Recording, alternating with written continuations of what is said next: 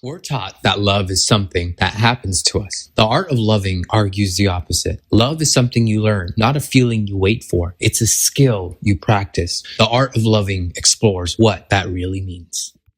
Chapter 1. Is love an art? Is love an art? Then it requires knowledge and effort. Or is love a pleasant sensation, which to experience is a matter of chance, something one falls into if one is lucky? This little book is based on the former premise, while undoubtedly the majority of people today believe in the latter. Not that people think that love is not important. They are starved for it. They watch endless numbers of films about happy and unhappy love stories. They listen to hundreds of trashy songs about love, yet hardly anyone thinks that there is anything that needs to be learned about love. This peculiar attitude is based on several premises which either singly or combined tend to uphold it. Most people see the problem of love primarily as that of being loved, rather than that of loving, of one's capacity to love. Hence, the problem to them is how to be loved, how to be lovable. In pursuit of this aim, they follow several paths. One, which is especially used by men, is to be successful, to be as powerful and rich as the social margin of one's position permits. Another, used especially by women, is to make oneself attractive by cultivating one's body, dress, etc. Other ways of making oneself attractive, used both by men and women, are to develop pleasant manners, interesting conversation, to be helpful, modest, inoffensive. Many of the ways to make oneself lovable are the same as those used to make oneself successful, to win friends and influence people. As a matter of fact, what most people in our culture mean by being lovable is essentially a mixture between being popular and having sex appeal. A second premise behind the attitude that there is nothing to be learned about love is the assumption that the problem of love is the problem of an object, not the problem of a faculty. People think that to love is simple, but that to find the right object to love or to be loved by is difficult. This attitude has several reasons rooted in the development of modern society. One reason is the great change which occurred in the 20th century with respect to the choice of a love object. In the Victorian age, as in many traditional cultures, love was mostly not a spontaneous personal experience which then might lead to marriage. On the contrary, marriage was contracted by convention, either by the respective families or by a marriage broker, or without the help of such intermediaries. It was concluded on the basis of social considerations, and love was supposed to develop once the marriage had been concluded. In the last few generations, the concept of romantic love has become almost universal in the Western world. In the United States, while considerations of a conventional nature are not entirely absent, to a vast extent people are in search of romantic love, of the personal experience of love which then should lead to marriage. This new concept of freedom and love must have greatly enhanced the importance of the object as against the importance of the function. Closely related to this factor is another feature characteristic of contemporary culture. Our whole culture is based on the appetite for buying, on the idea of a mutually favorable exchange. Modern man's happiness consists in the thrill of looking at the shop windows and in buying all that he can afford to buy, either for cash or on installments. He, or she, looks at people in a similar way. For the man, an attractive girl, and for the woman, an attractive man, are the prizes they are after. Attractive usually means a nice package of qualities which are popular and sought after on the personality market. What specifically makes a person attractive depends on the fashion of the time, physically as well as mentally. During the 20s, a drinking and smoking girl, tough and sexy, was attractive. Today, the fashion demands more domesticity and coyness. At the end of the 19th and the beginning of the century, a man had to be aggressive and ambitious. Today, he has to be social and tolerant in order to be an attractive package. At any rate, the sense of falling in love develops usually only with regard to such human commodities as are within reach of one's own possibilities for exchange. I am out for a bargain. The object should be desirable from the standpoint of its social value, and at the same time should want me, considering my overt and hidden assets and potentialities. Two persons thus fall in love when they feel they have found the best object available on the market, considering the limitations of their own exchange values. Often, as in buying real estate, the hidden potentialities which can be developed play a considerable role in this bargain. In a culture in which the marketing orientation prevails, and in which material success is the outstanding value, there is little reason to be surprised that human love relations follow the same pattern of exchange which governs the commodity and the labor market. The third error leading to the assumption that there is nothing to be learned about love lies in the confusion between the initial experience of falling in love and the permanent state of being in love, or, as we might better say, of standing in love.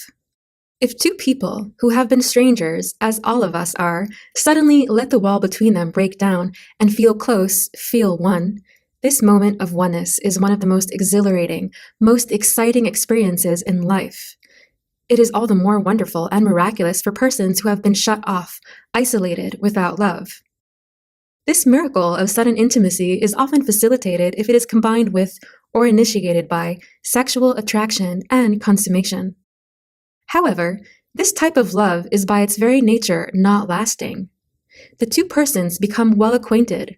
Their intimacy loses more and more its miraculous character, until their antagonism, their disappointments, their mutual boredom kill whatever is left of the initial excitement. Yet, in the beginning, they do not know all this. In fact, they take the intensity of the infatuation, this being crazy about each other, for proof of the intensity of their love, while it might only prove the degree of their preceding loneliness. This attitude, that nothing is easier than to love, has continued to be the prevalent idea about love in spite of the overwhelming evidence to the contrary. There is hardly any activity, any enterprise, which is started with such tremendous hopes and expectations, and yet which fails so regularly as love. If this were the case with any other activity, people would be eager to know the reasons for the failure, and to learn how one can do better, or they would give up the activity. Since the latter is impossible in the case of love, there seems to be only one adequate way to overcome the failure of love: to examine the reasons for this failure, and to proceed to study the meaning of love. The first step to take is to become aware that love is an art, just as living is an art. If we want to learn how to love, we must proceed in the same way we have to proceed if we want to learn any other art, say music, painting, carpentry, or the art of medicine or engineering. What are the necessary steps in learning any art? The process of learning an art can be divided conveniently into two parts. One, the mastery of the theory. The other, the mastery of the practice. If I want to learn the art of medicine, I must first know the facts about the human body and about various diseases. When I have all this theoretical knowledge, I am by no means competent in the art of medicine. I shall become a master in this art only after a great deal of practice, until eventually the results of my theoretical knowledge and the results of my practice are blended into one, my intuition, the essence of the mastery of any art. But aside from learning the theory and practice, there is a third factor necessary to becoming a master in any art. The mastery of the art must be a matter of ultimate concern. There must be nothing else in the world more important than the art. This holds true for music, for medicine, for carpentry, and for love. And maybe here lies the answer to the question of why people in our culture try so rarely to learn this art in spite of their obvious failures. In spite of the deep-seated craving for love, almost everything else is considered to be more important than love. Success, prestige, money, power. Almost all our energy is used for the learning of how to achieve these aims, and almost none to learn the art of loving. Could it be that only those things are considered worthy of being learned with which one can earn money or prestige, and that love, which only profits the soul, but is profitless in the modern sense, is a luxury we have no right to spend much energy on? However this may be, the following discussion will treat the art of loving in the sense of the foregoing divisions. First, I shall discuss the theory of love, and this will comprise the greater part of the book. And secondly, I shall discuss the practice of love, little as can be said about practice in this as in any other field. Chapter 2. The Theory of Love. 1.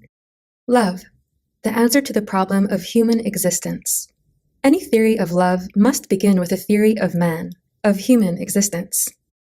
While we find love, or rather, the equivalent of love in animals, their attachments are mainly a part of their instinctual equipment, Only remnants of this instinctual equipment can be seen operating in man.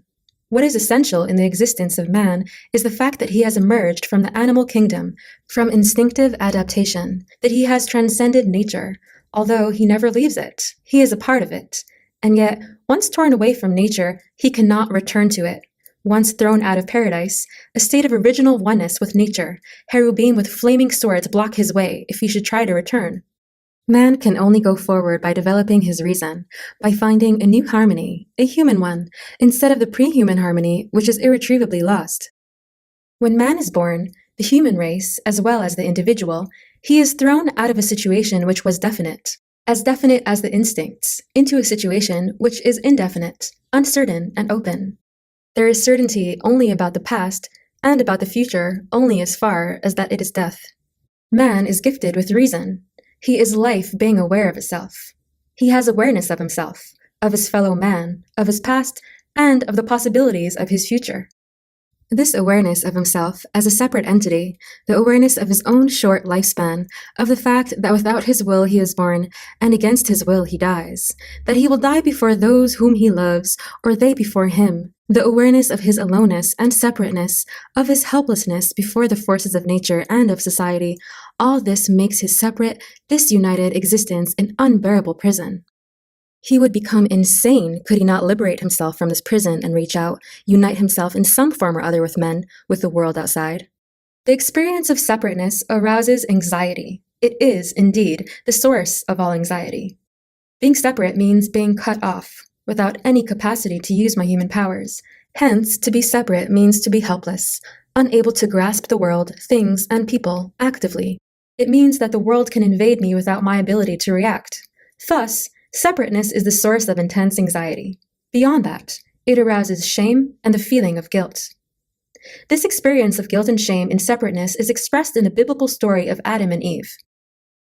After Adam and Eve have eaten of the tree of knowledge of good and evil, after they have disobeyed, there is no good and evil unless there is freedom to disobey. After they have become human by having emancipated themselves from their original animal harmony with nature, i.e., after their birth as human beings, they saw that they were naked, and they were ashamed. Should we assume that a myth as old and elementary as this has the prudish morals of the 19th century outlook, and that the important point the story wants to convey to us is the embarrassment that their genitals were visible? This can hardly be so.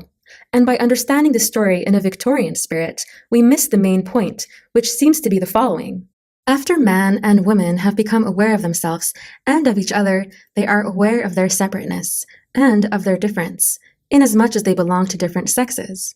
But while recognizing their separateness, they remain strangers, because they have not yet learned to love each other, as is also made very clear by the fact that Adam defends himself by blaming Eve, rather than by trying to defend her. The awareness of human separation without reunion by love is the source of shame. It is at the same time the source of guilt and anxiety. The deepest need of man, then, is the need to overcome his separateness, to leave the prison of his aloneness. The absolute failure to achieve this aim means insanity, because the panic of complete isolation can be overcome only by such radical withdrawal from the world outside that the feeling of separation disappears, because the world outside, from which one is separated, has disappeared. Man, of all ages and cultures, is confronted with the solution of one and the same question, the question of how to overcome separateness, how to achieve union, how to transcend one's own individual life and find at-one-ment. The question is the same for primitive man living in caves, for nomadic man taking care of his flocks, for the peasant in Egypt, the Phoenician trader, the Roman soldier, the medieval monk, the Japanese samurai, the modern clerk and factory hand. The question is the same, for it springs from the same ground, the human situation, the conditions of human existence. The answer varies. The question can be answered by animal worship, by human sacrifice or military conquest, by indulgence in luxury, by ascetic renunciation, by obsessional work, by artistic creation, by the love of God, and by the love of man. While there are many answers, the record of which is human history, they are nevertheless not innumerable. On the contrary, As soon as one ignores smaller differences which belong more to the periphery than to the center, one discovers that there is only a limited number of answers which have been given, and only could have been given by man in the various cultures in which he has lived.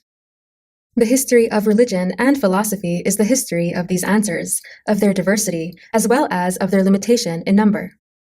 The answers depend, to some extent, on the degree of individuation which an individual has reached. In the infant, I-ness has developed but little yet. He still feels one with mother, has no feeling of separateness as long as mother is present. Its sense of aloneness is cured by the physical presence of the mother, her breasts, her skin. Only to the degree that the child develops his sense of separateness and individuality is the physical presence of the mother not sufficient anymore, and does the need to overcome separateness in other ways arise. Similarly, the human race in its infancy still feels one with nature. The soil, the animals, the plants are still man's world. He identifies himself with animals, and this is expressed by the wearing of animal masks, by the worshipping of a totem animal or animal gods. But the more the human race emerges these primary bonds, the more it separates itself from the natural world, the more intense becomes the need to find new ways of escaping separateness. One way of achieving this aim lies in all kinds of orgiastic states. These may have the form of an auto-induced trance, sometimes with the help of drugs. Many rituals of primitive tribes offer a vivid picture of this type of solution. In a transitory state of exaltation, the world outside disappears, and with it the feeling of separateness from it. Inasmuch as these rituals are practiced in common, an experience of fusion with the group is added, which makes the solution all the more effective. Closely related to, and often blended with this orgiastic solution, is the sexual experience. The sexual orgasm can produce a state similar to the one produced by a trance, or to the effects of certain drugs. Rites of communal sexual orgies were a part of many primitive rituals. It seems that after the orgiastic experience, man can go on for a time without suffering too much from his separateness. Slowly, the tension of anxiety mounts, and then is reduced again by the repeated performance of the ritual. As long as these orgiastic states are a matter of common practice in a tribe, they do not produce anxiety or guilt. To act in this way is right, and even virtuous, because it is a way shared by all, approved and demanded by the medicine men or priests. Hence, there is no reason to feel guilty or ashamed. It is quite different when the same solution is chosen by an individual in a culture which has left behind these common practices. Alcoholism and drug addiction are the forms which the individual chooses in a non-orgiastic culture.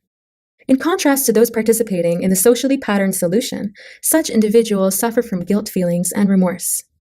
While they try to escape from separateness by taking refuge in alcohol or drugs, they feel all the more separate after the orgiastic experience is over, and thus are driven to take recourse to it with increasing frequency and intensity. Slightly different from this is the recourse to a sexual orgiastic solution. To some extent, it is a natural and normal form of overcoming separateness, and a partial answer to the problem of isolation. But in many individuals in whom separateness is not relieved in other ways, the search for the sexual orgasm assumes a function which makes it not very different from alcoholism and drug addiction. It becomes a desperate attempt to escape the anxiety engendered by separateness, and it results in the ever-increasing sense of separateness, since the sexual act without love never bridges the gap between two human beings, except momentarily. All forms of orgiastic union have three characteristics. They are intense, even violent. They occur in the total personality, mind, and body. They are transitory and periodical.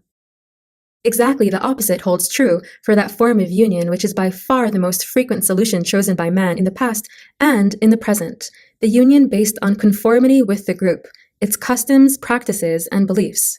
Here again, we find a considerable development. In a primitive society, the group is small. It consists of those with whom one shares blood and soil. With the growing development of culture, the group enlarges. It becomes the citizenry of a polis, the citizenry of a large state, the members of a church. Even the poor Roman felt pride because he could say, "Civis Romanus sum." Rome and the empire were his family, his home, his world. Also in contemporary Western society, the union with a group is the prevalent way of overcoming separateness. It is a union in which the individual self-disappears to a large extent and where the aim is to belong to the herd. If I am like everybody else, if I have no feelings or thoughts which make me different, if I conform in custom, dress, ideas to the pattern of the group, I am saved. saved from the frightening experience of aloneness. The dictatorial systems use threats and terror to induce this conformity. The democratic countries, suggestion, and propaganda. There is indeed one great difference between the two systems. In the democracies, nonconformity is possible, and in fact by no means entirely absent. In the totalitarian systems, only a few unusual heroes and martyrs can be expected to refuse obedience. But in spite of this difference, the democratic societies show an overwhelming degree of conformity. The reason lies in the fact that there has to be an answer to the quest for union. And if there is no other or better way, then the union of herd conformity becomes the predominant one. One can only understand the power of the fear to be different, the fear to be only a few steps away from the herd, if one understands the depths of the need not to be separated. Sometimes this fear of nonconformity is rationalized as fear of practical dangers which could threaten the nonconformist. But actually, people want to conform to a much higher degree than they are forced to conform, at least in the Western democracies. Most people are not even aware of their need to conform. They live under the illusion that they follow their own ideas and inclinations, that they are individuals, that they have arrived at their opinions as the result of their own thinking, and that it just happens that their ideas are the same as those of the majority. The consensus of all serves as proof for the correctness of their ideas. Since there is still a need to feel some individuality, such need is satisfied with regard to minor differences. The initials on the handbag or the sweater, the nameplate of the bank teller, the belonging to the Democratic as against the Republican Party, to the Elks instead of to the Shriners become the expression of individual differences. The advertising slogan of "it is different" shows up this pathetic need for difference when in reality there is hardly any left. This increasing tendency for the elimination of differences is closely related to the concept and the experience of equality as it is developing in the most advanced industrial societies. Equality had meant, in a religious context, that we are all God's children, that we all share in the same human divine substance, that we are all one. It meant also that the very differences between individuals must be respected, that while it is true that we are all one, it is also true that each one of us is a unique entity, is a cosmos by itself. Such conviction of the uniqueness of the individual is expressed, for instance, in the Talmudic statement, "Whosoever saves a single life is as if he had saved the whole world. Whosoever destroys a single life is as if he had destroyed the whole world." Equality as a condition for the development of individuality was also the meaning of the concept in the philosophy of the Western Enlightenment. It meant, most clearly formulated by Kant, that no man must be the means for the ends of another man, that all men are equal inasmuch as they are ends, and only ends, and never means to each other. Following the ideas of the Enlightenment, socialist thinkers of various schools defined equality as abolition of exploitation, of the use of man by man, regardless of whether this use were cruel or human. In contemporary capitalistic society, the meaning of equality has been transformed. By equality, one refers to the equality of automatons, of men who have lost their individuality. Equality today means sameness, rather than oneness. It is the sameness of abstractions, of the men who work in the same jobs, who have the same amusements, who read the same newspapers, who have the same feelings and the same ideas. In this respect, one must also look with some skepticism at some achievements which are usually praised as signs of our progress, such as the equality of women. Needless to say, I am not speaking against the equality of women, but the positive aspects of this tendency for equality must not deceive one. It is part of the trend toward the elimination of differences. Equality is bought at this very price. Women are equal because they are not different anymore. The proposition of Enlightenment philosophy, l'âme n'a pas de sexe, the soul has no sex, has become the general practice. The polarity of the sexes is disappearing, and with it erotic love, which is based on this polarity. Men and women become the same, not equals as opposite poles. Contemporary society preaches this ideal of unindividualized equality because it needs human atoms, each one the same, to make them function in a mass aggregation, smoothly, without friction, all obeying the same commands, yet everybody being convinced that he is following his own desires. Just as modern mass production requires the standardization of commodities, so the social process requires standardization of man, and this standardization is called equality. Union by conformity is not intense and violent. It is calm, dictated by routine, and for this very reason often is insufficient to pacify the anxiety of separateness. The incidence of alcoholism, drug addiction, compulsive sexualism, and suicide in contemporary Western society are symptoms of this relative failure of herd conformity. Furthermore, this solution concerns mainly the mind and not the body, and for this reason too is lacking in comparison with the orgiastic solutions. Herd conformity has only one advantage. It is permanent and not spasmodic. The individual is introduced into the conformity pattern at the age of 3 or 4 and subsequently never loses his contact with the herd. Even his funeral, which he anticipates as his last great social affair, is in strict conformance with the pattern. In addition to conformity as a way to relieve the anxiety springing from separateness, another factor of contemporary life must be considered: the role of the work routine and of the pleasure routine. Man becomes a 9-to-5er. He is part of the labor force, of the bureaucratic force of clerks and managers. He has little initiative. His tasks are prescribed by the organization of the work. There is even little difference between those high up on the ladder and those on the bottom. They all perform tasks prescribed by the whole structure of the organization, at a prescribed speed and in a prescribed manner.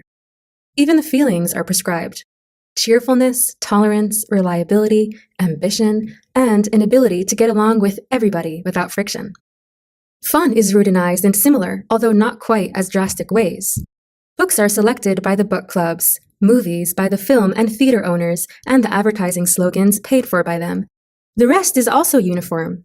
The Sunday ride in the car, the television session, the card game, the social parties, from birth to death, from Monday to Monday, from morning to evening, all activities are routinized and prefabricated. How should a man caught in this net of routine not forget that he is a man, a unique individual, one who is given only this one chance of living, with hopes and disappointments, with sorrow and fear, with the longing for love and the dread of the nothing and of separateness? A third way of attaining union lies in creative activity, be it that of the artist or of the artisan.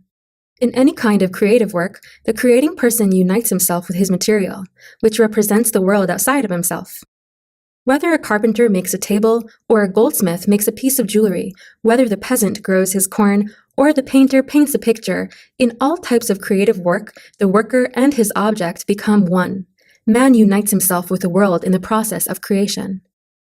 This, however, holds true only for productive work, for work in which I plan, produce, see the result of my work.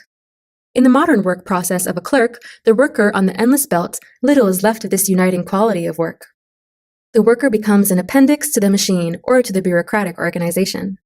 He has ceased to be he, hence no union takes place beyond that of conformity. The unity achieved in productive work is not interpersonal. The unity achieved in orgiastic fusion is transitory. The unity achieved by conformity is only pseudo-unity. Hence, they are only partial answers to the problem of existence. The full answer lies in the achievement of interpersonal union, of fusion with another person, in love. This desire for interpersonal fusion is the most powerful striving in man. It is the most fundamental passion. It is the force which keeps the human race together, the clan, the family, society. The failure to achieve it means insanity or destruction, self-destruction or destruction of others. Without love, humanity could not exist for a day. Yet, if we call the achievement of interpersonal union love, we find ourselves in a serious difficulty. Fusion can be achieved in different ways, and the differences are not less significant than what is common to the various forms of love. Should they all be called love? Or should we reserve the word love only for a specific kind of union, one which has been the ideal virtue in all great humanistic religions and philosophical systems of the last 4,000 years of Western and Eastern history? As with all semantic difficulties, the answer can only be arbitrary. What matters is that we know what kind of union we are talking about when we speak of love. Do we refer to love as the mature answer to the problem of existence? Or do we speak of those immature forms of love which may be called symbiotic union? In the following pages, I shall call love only the former. I shall begin the discussion of love with the latter.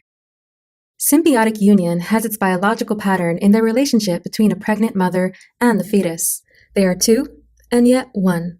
They live together, symbiosis. They need each other. The fetus is part of the mother. It receives everything it needs from her. Mother is its world, as it were. She feeds it, she protects it, but also her own life is enhanced by it. In the psychic symbiotic union, the two bodies are independent, but the same kind of attachment exists psychologically. The passive form of symbiotic union is that of submission, or, if we use a clinical term, of masochism. The masochistic person escapes from the unbearable feeling of isolation and separateness by making himself part and parcel of another person who directs him, guides him, protects him, who is his life and his oxygen, as it were. The power of the one to whom one submits is inflated. Maybe a person or a god. He is everything, I am nothing, except inasmuch as I am part of him. As a part, I am part of greatness, of power, of certainty. The masochistic person does not have to make decisions, does not have to take any risks. He is never alone, but he is not independent. He has no integrity. He is not yet fully born. In a religious context, the object of worship is called an idol. In a secular context of a masochistic love relationship, the essential mechanism, that of idolatry, is the same. The masochistic relationship can be blended with physical, sexual desire. In this case, it is not only a submission in which one's mind participates, but also one's whole body. There can be masochistic submission to fate, to sickness, to rhythmic music, to the orgiastic state produced by drugs or under hypnotic trance. In all these instances, the person renounces his integrity, makes himself the instrument of somebody or something outside of himself. He need not solve the problem of living by productive activity. The active form of symbiotic fusion is domination, or, to use the psychological term corresponding to masochism, sadism. The sadistic person wants to escape from his aloneness and his sense of imprisonment by making another person part and parcel of himself. He inflates and enhances himself by incorporating another person who worships him. The sadistic person is as dependent on the submissive person as the latter is on the former. Neither can live without the other. The difference is only that the sadistic person commands, exploits, hurts, humiliates, and that the masochistic person is commanded, exploited, hurt, humiliated. This is a considerable difference in a realistic sense. In a deeper emotional sense, the difference is not so great as that which they both have in common: fusion without integrity. If one understands this, it is also not surprising to find that usually a person reacts in both the sadistic and the masochistic manner, usually toward different objects. Hitler reacted primarily in a sadistic fashion toward people, but masochistically toward fate, history, the higher power of nature. His end, suicide among general destruction, is as characteristic as was his dream of success, total domination. In contrast to symbiotic union, mature love is union under the condition of preserving one's integrity, one's individuality. Love is an active power in man, a power which breaks through the walls which separate man from his fellow men, which unites him with others. Love makes him overcome the sense of isolation and separateness, yet it permits him to be himself, to retain his integrity. In love, the paradox occurs that two beings become one, and yet remain two. If we say love is an activity, we face a difficulty which lies in the ambiguous meaning of the word activity. By activity, in the modern usage of the word, is usually meant an action which brings about a change in an existing situation by means of an expenditure of energy. Thus, a man is considered active if he does business, studies medicine, works on an endless belt, builds a table, or is engaged in sports. Common to all these activities is that they are directed toward an outside goal to be achieved. What is not taken into account is the motivation of activity. Take, for instance, a man driven to incessant work by a sense of deep insecurity and loneliness, or another one driven by ambition or greed for money. In all these cases, the person is the slave of a passion, and his activity is in reality a passivity because he is driven. He is the sufferer, not the actor. On the other hand, a man sitting quiet and contemplating with no purpose or aim except that of experiencing himself and his oneness with the world is considered to be passive because he is not doing anything. In reality, this attitude of concentrated meditation is the highest activity there is, an activity of the soul, which is possible only under the condition of inner freedom and independence. One concept of activity, the modern one, refers to the use of energy for the achievement of external aims. The other concept of activity refers to the use of man's inherent powers, regardless of whether any external change is brought about. The latter concept of activity has been formulated most clearly by Spinoza. He differentiates among the effects between active and passive effects, actions and passions. In the exercise of an active effect, man is free. He is the master of his effect. In the exercise of a passive effect, man is driven, the object of motivations of which he himself is not aware. Thus Spinoza arrives at the statement that virtue and power are one and the same. Envy, jealousy, ambition, any kind of greed are passions. Love is an action, the practice of a human power which can be practiced only in freedom and never as the result of a compulsion. Love is an activity, not a passive effect. It is a standing in, not a falling for. In the most general way, the active character of love can be described by stating that love is primarily giving, not receiving. What is giving? Simple as the answer to this question seems to be, it is actually full of ambiguities and complexities. The most widespread misunderstanding is that which assumes that giving is giving up something, being deprived of, sacrificing. The person whose character has not been developed beyond the stage of the receptive, exploitative, or hoarding orientation experiences the act of giving in this way. The marketing character is willing to give, but only in exchange for receiving. Giving without receiving for him is being cheated. People whose main orientation is a non-productive one feel giving as an impoverishment. Most individuals of this type, therefore, refuse to give. Some make a virtue out of giving in the sense of a sacrifice. They feel that just because it is painful to give, one should give. The virtue of giving to them lies in the very act of acceptance of the sacrifice. For them, the norm that it is better to give than to receive means that it is better to suffer deprivation than to experience joy. For the productive character, giving has an entirely different meaning. Giving is the highest expression of potency. In the very act of giving, I experience my strength, my wealth, my power. This experience of heightened vitality and potency fills me with joy. I experience myself as overflowing, spending, alive, hence as joyous. Giving is more joyous than receiving, not because it is a deprivation, but because in the act of giving lies the expression of my aliveness. It is not difficult to recognize the validity of this principle by applying it to various specific phenomena. The most elementary example lies in the sphere of sex. The culmination of the male sexual function lies in the act of giving. The man gives himself, his sexual organ, to the woman. At the moment of orgasm, he gives his semen to her. He cannot help giving it if he is potent. If he cannot give, he is impotent. For the woman, the process is not different, although somewhat more complex. She gives herself too. She opens the gates to her feminine center. In the act of receiving, she gives.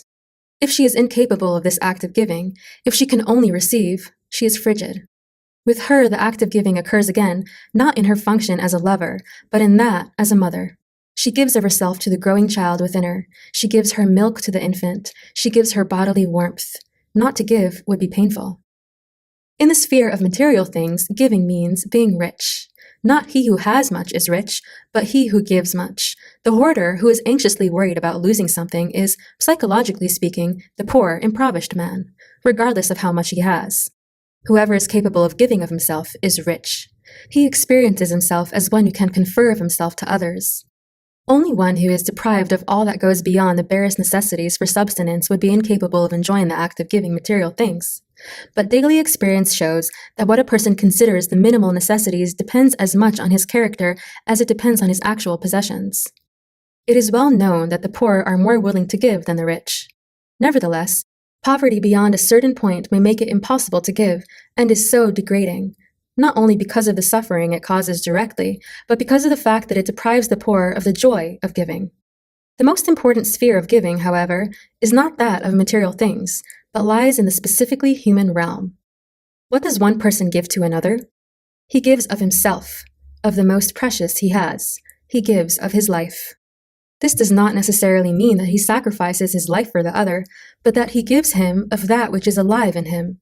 He gives him of his joy, of his interest, of his understanding, of his knowledge, of his humor, of his sadness, of all expressions and manifestations of that which is alive in him. In thus giving of his life, he enriches the other person. He enhances the other's sense of aliveness by enhancing his own sense of aliveness. He does not give in order to receive. Giving is in itself exquisite joy. But in giving, he cannot help bringing something to life in the other person, and this which is brought to life reflects back to him. In truly giving, he cannot help receiving that which is given back to him.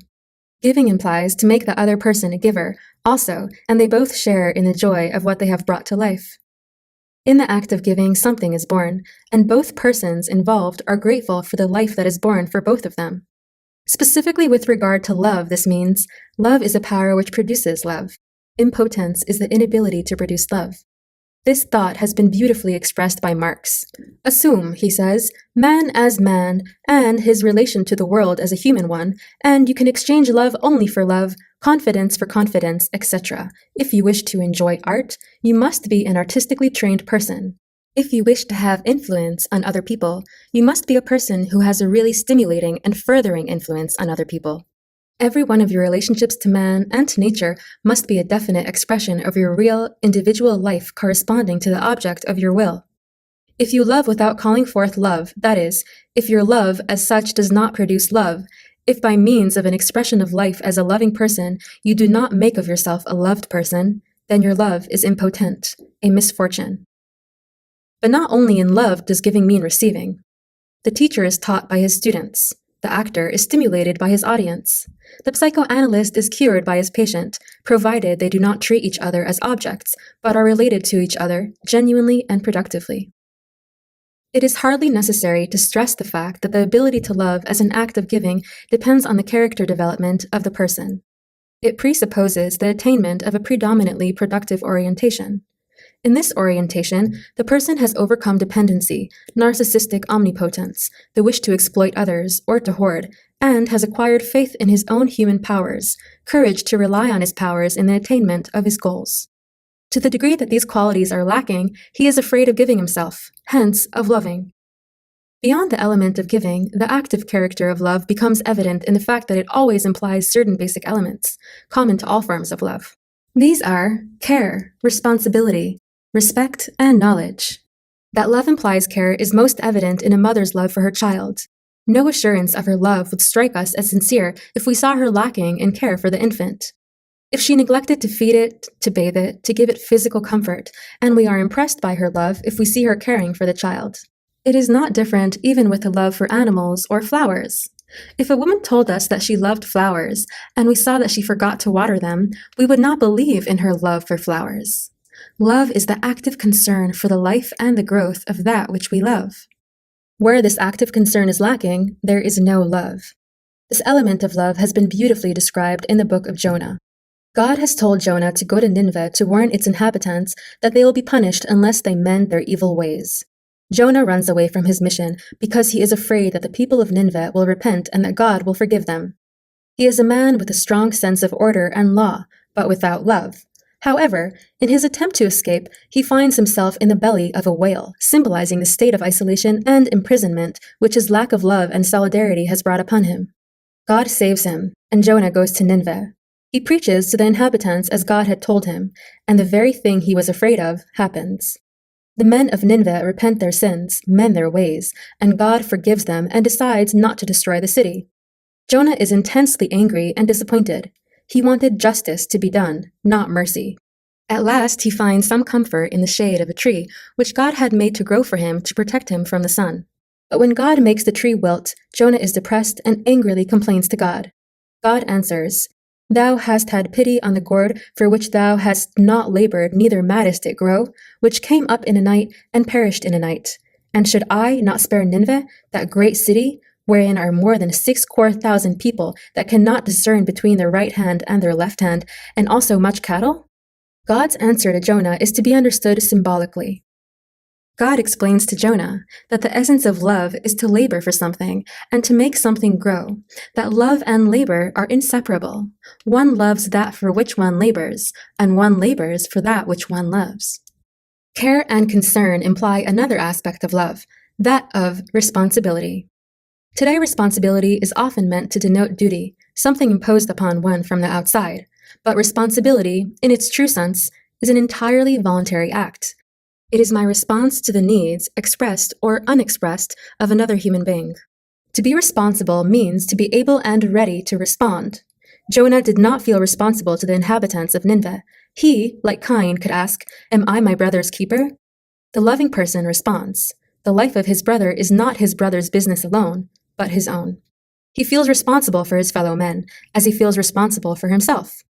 This responsibility, in the case of the mother and her infant, refers mainly to the care for physical needs. In the love between adults, it refers mainly to the psychic needs of the other person.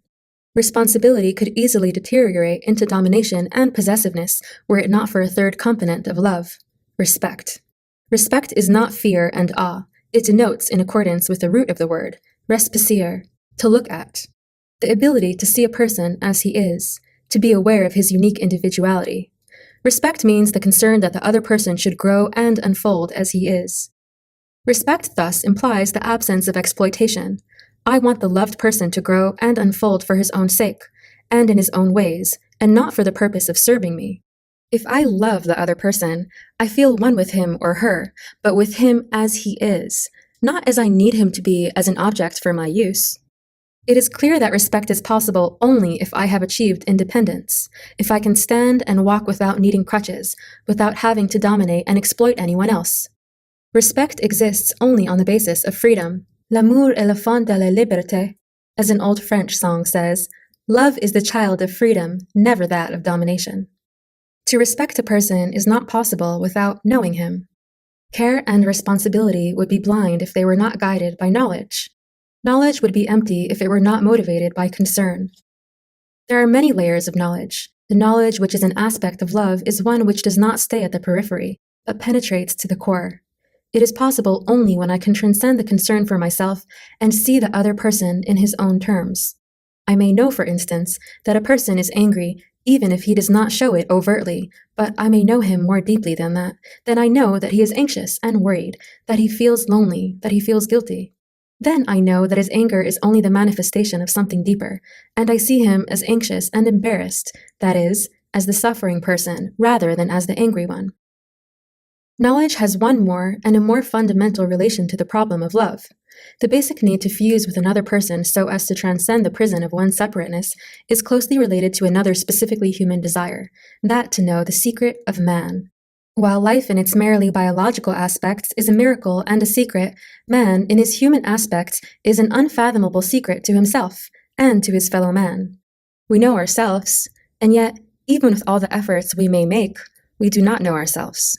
We know our fellow man, and yet we do not know him, because we are not a thing, and our fellow man is not a thing.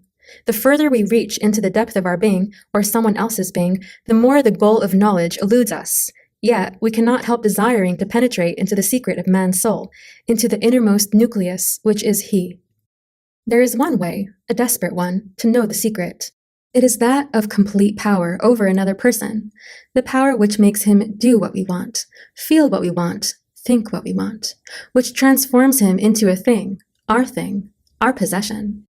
The ultimate degree of this attempt to know lies in the extremes of sadism, the desire and ability to make a human being suffer, to torture him, to force him to betray his secret in his suffering. In this craving for penetrating man's secret, his, and hence our own, lies an essential motivation for the depth and intensity of cruelty and destructiveness.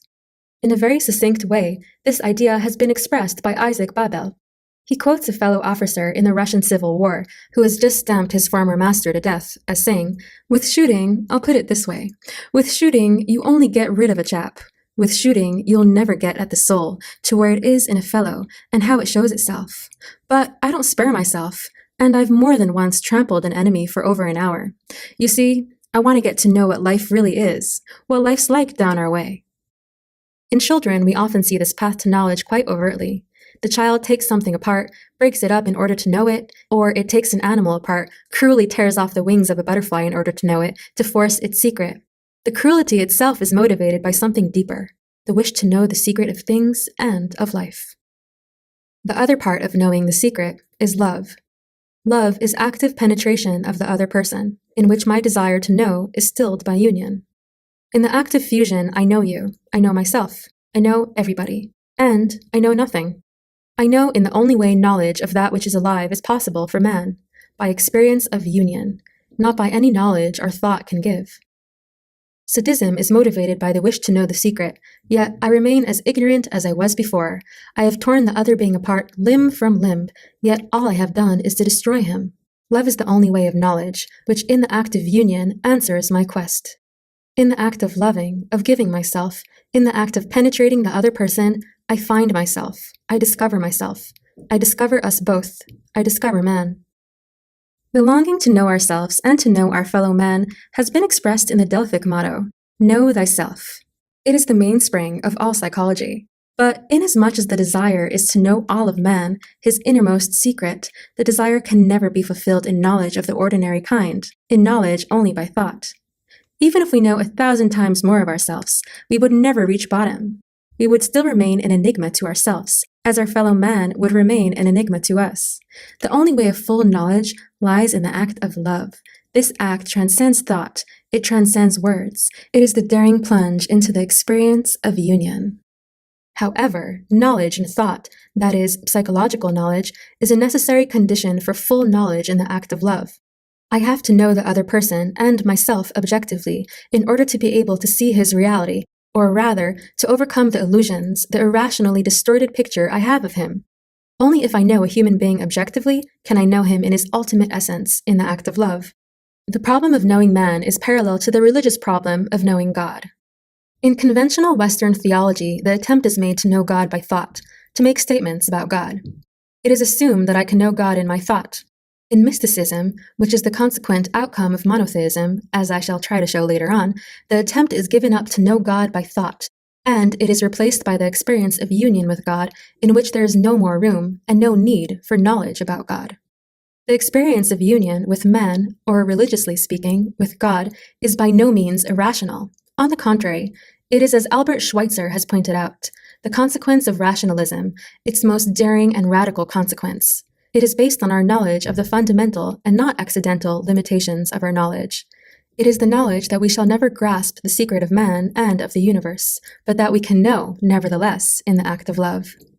Psychology as a science has its limitations, and as the logical consequence of theology is mysticism, so the ultimate consequence of psychology is love. Care, responsibility, respect, and knowledge are mutually interdependent. They are a syndrome of attitudes which are to be found in the mature person, that is, in the person who develops his own powers productively, who only wants to have that which he has worked for, who has given up narcissistic dreams of omniscience and omnipotence, who has acquired humility based on the inner strength which only genuine productive activity can give. Thus far, I have spoken of love as the overcoming of human separateness, as the fulfillment of the longing for union. But above the universal, existential need for union rises a more specific, biological one, the desire for union between the masculine and feminine poles. The idea of this polarization is most strikingly expressed in the myth that originally men and women were one, that they were cut in half, and from then on each male has been seeking for the lost female part of himself in order to unite again with her.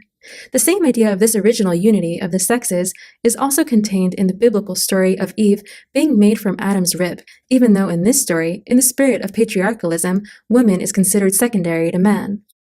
The meaning of the myth is clear enough. Sexual polarization leads man to seek union in a specific way, that of union with the other sex. The polarity between the male and female principles exists also within each man and each woman. Just as physiologically men and women each have hormones of the opposite sex, they are bisexual also in the psychological sense. They carry in themselves the principle of receiving and of penetrating, of matter and of spirit. Man and woman finds union within himself only in the union of his female and his male polarity. This polarity is the basis for all creativity. The male-female polarity is also the basis for interpersonal creativity.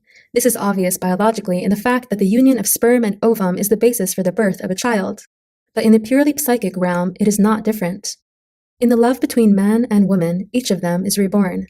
The homosexual deviation is a failure to attain this polarized union, and thus the homosexual suffers from the pain of never-resolved separateness, a failure, however, which he shares with the average heterosexual who cannot love. The same polarity of the male and female principle exists in nature, not only, as is obvious, in animals and plants, but in the polarity of the two fundamental functions, that of receiving and that of penetrating. It is the polarity of the earth and the rain, of the river and the ocean, of night and day, of darkness and light, of matter and spirit. This idea is beautifully expressed by the great Muslim poet and mystic, Rumi. Never in sooth does the lover seek without being sought by his beloved. When the lightning of love has shot into this heart, know that there is love in that heart. When love of God waxes in thy heart, beyond any doubt God hath love for thee. No sound of clapping comes from one hand without the other hand. Divine wisdom is destiny and decree made us lovers of one another. Because of that foreordainment, every part of the world is paired with its mate. In the view of the wise, heaven is man and earth woman. Earth fosters what heaven lets fall. When earth lacks heat, heaven sends it. When she has lost her freshness and moisture, heaven restores it. Heaven goes on his rounds like a husband foraging for the wife's sake. And earth is busy with housewiferys. She attends to births and suckling that which she bears. Regard earth and heaven as endowed with intelligence, since they do the work of intelligent beings. Unless these twain taste pleasure from one another, why are they creeping together like sweethearts? Without the earth, how should flower and tree blossom? What then would heaven's water and heat produce? As God put desire in man and woman to the end that the world should be preserved by their union, so hath he implanted in every part of existence the desire for another part. Day and night are enemies outwardly, yet both serve one purpose, each in love with the other for the sake of perfecting their mutual work. Without night, the nature of man would receive no income, so there would be nothing for day to spend. The problem of the male-female polarity leads to some further discussion on the subject matter of love and sex. I have spoken before of Freud's error in seeing in love exclusively the expression or sublimation of the sexual instinct, rather than recognizing that the sexual desire is one manifestation of the need for love and union. The problem of the male-female polarity leads to some further discussion on the subject matter of love and sex. I have spoken before of Freud's error in seeing in love exclusively the expression or a sublimation of the sexual instinct, rather than recognizing that the sexual desire is one manifestation of the need for love and union. But Freud's error goes deeper. In line with his physiological materialism, he sees in the sexual instinct the result of a chemically produced tension in the body which is painful and seeks for relief. The aim of the sexual desire is the removal of this painful tension. Sexual satisfaction lies in the accomplishment of this removal. This view has its validity to the extent that the sexual desire operates in the same fashion as hunger or thirst do when the organism is undernourished. Sexual desire, in this concept, is an itch. Sexual satisfaction, the removal of the itch. In fact, as far as this concept of sexuality is concerned, masturbation would be the ideal sexual satisfaction. What Freud paradoxically enough ignores is the psychobiological aspect of sexuality, the masculine-feminine polarity, and the desire to bridge this polarity by union. This curious error was probably facilitated by Freud's extreme patriarchalism, which led him to the assumption that sexuality per se is masculine, and thus made him ignore the specific female sexuality. He expressed this idea in the 3 contributions to the theory of sex, saying that the libido has regularly a masculine nature, regardless of whether it is the libido in a man or in a woman. The same idea is also expressed in a rationalized form in Freud's theory that the little boy experiences the woman as a castrated man, and that she herself seeks for various compensations for the loss of the male genital. But woman is not a castrated man, and her sexuality is specifically feminine and not of a masculine nature. Sexual attraction between the sexes is only partly motivated by the need for removal of tension. It is mainly the need for union with the other sexual pole. In fact, erotic attraction is by no means only expressed in sexual attraction. There is masculinity and femininity in character, as well as in sexual function. The masculine character can be defined as having the qualities of penetration, guidance, activity, discipline, and adventurousness. The feminine character by the qualities of productive receptiveness, protection, realism, endurance, motherliness. It must always be kept in mind that in each individual both characteristics are blended, but with the preponderance of those appertaining to his or her sex. Very often, if the masculine character traits of a man are weakened because emotionally he has remained a child, he will try to compensate for this lack by the exclusive emphasis on his male role in sex. The result is the Don Juan, who needs to prove his male prowess in sex because he is unsure of his masculinity in a characterological sense. When the paralysis of masculinity is more extreme, sadism, the use of force, becomes the main, a perverted substitute for masculinity. If the feminine sexuality is weakened or perverted, it is transformed into masochism or possessiveness. Freud has been criticized for his over-evaluation of sex. This criticism was often prompted by the wish to remove an element from Freud's system which aroused criticism and hostility among conventionally minded people. Freud keenly sensed this motivation, and for this very reason fought every attempt to change his theory of sex. Indeed, in his time, Freud's theory had a challenging and revolutionary character.